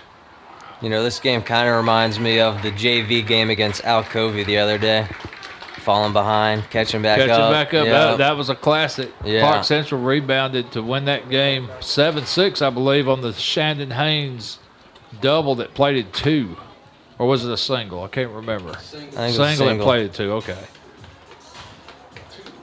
Yeah, We're the gonna Clarke have a new Central pitcher. players really had a celebration at home plate after that run. I would too. Scored. For Loganville, now on the mound, number 2, David Mayo. So to give you a quick recap here, Loganville leads our Clarke Central Gladiators 9-8. We're in the bottom of the ninth. The bases are full of Gladiators. We had no score through 4. It was a 0-0 tie. Loganville played a run in the 5th to make it 1-0. Clarke Central came in the bottom half of the 5th, could not score. Loganville scored 4 more times in the 5th inning and made it a 5-0 game. Then Clarke Central bounced back up off the mat, scored 5 themselves to make it a 5-5 game. We went through the 6th and the 7th with no score. And then here in the 9th, Loganville scored 4 runs, increased their lead to 9-5, but Clarke Central has answered with 3 of their own to make it 9-8. That's where we stand. 9 runs, 10 hits, 4 errors by Loganville. 8 runs, 9 hits, 2 errors by Clarke Central. And Sixth pitcher of the night. this will be the 6th pitcher of the night for Loganville. Did we get his name? David Mayo. David Mayo, okay. So here we go, folks. One of our best hitters, Charlie Harris, who has earned his way to the DH spot. Started off pinch hitting a little bit for Coach Kirk. Started playing in the lineup out in left field a little bit, but he's earned a reputation of being a good hitter, especially in clutch situations. If I remember right, Charlie Harris was the one that had the game-winning hit against Walnut Grove a couple of weeks back and scored the game-winning run. There you go. Takes first pitch fastball for a called strike. Now might be the first time in the game when the outfielder's depth is appropriate with the I running agree. run at second. I totally agree. Good cut by Charlie, just missed it. Clarke Central's quickly down to their last strike now. Mayo comes in, not fooling around. Again, it only takes one. Only takes one, Charlie. Come on.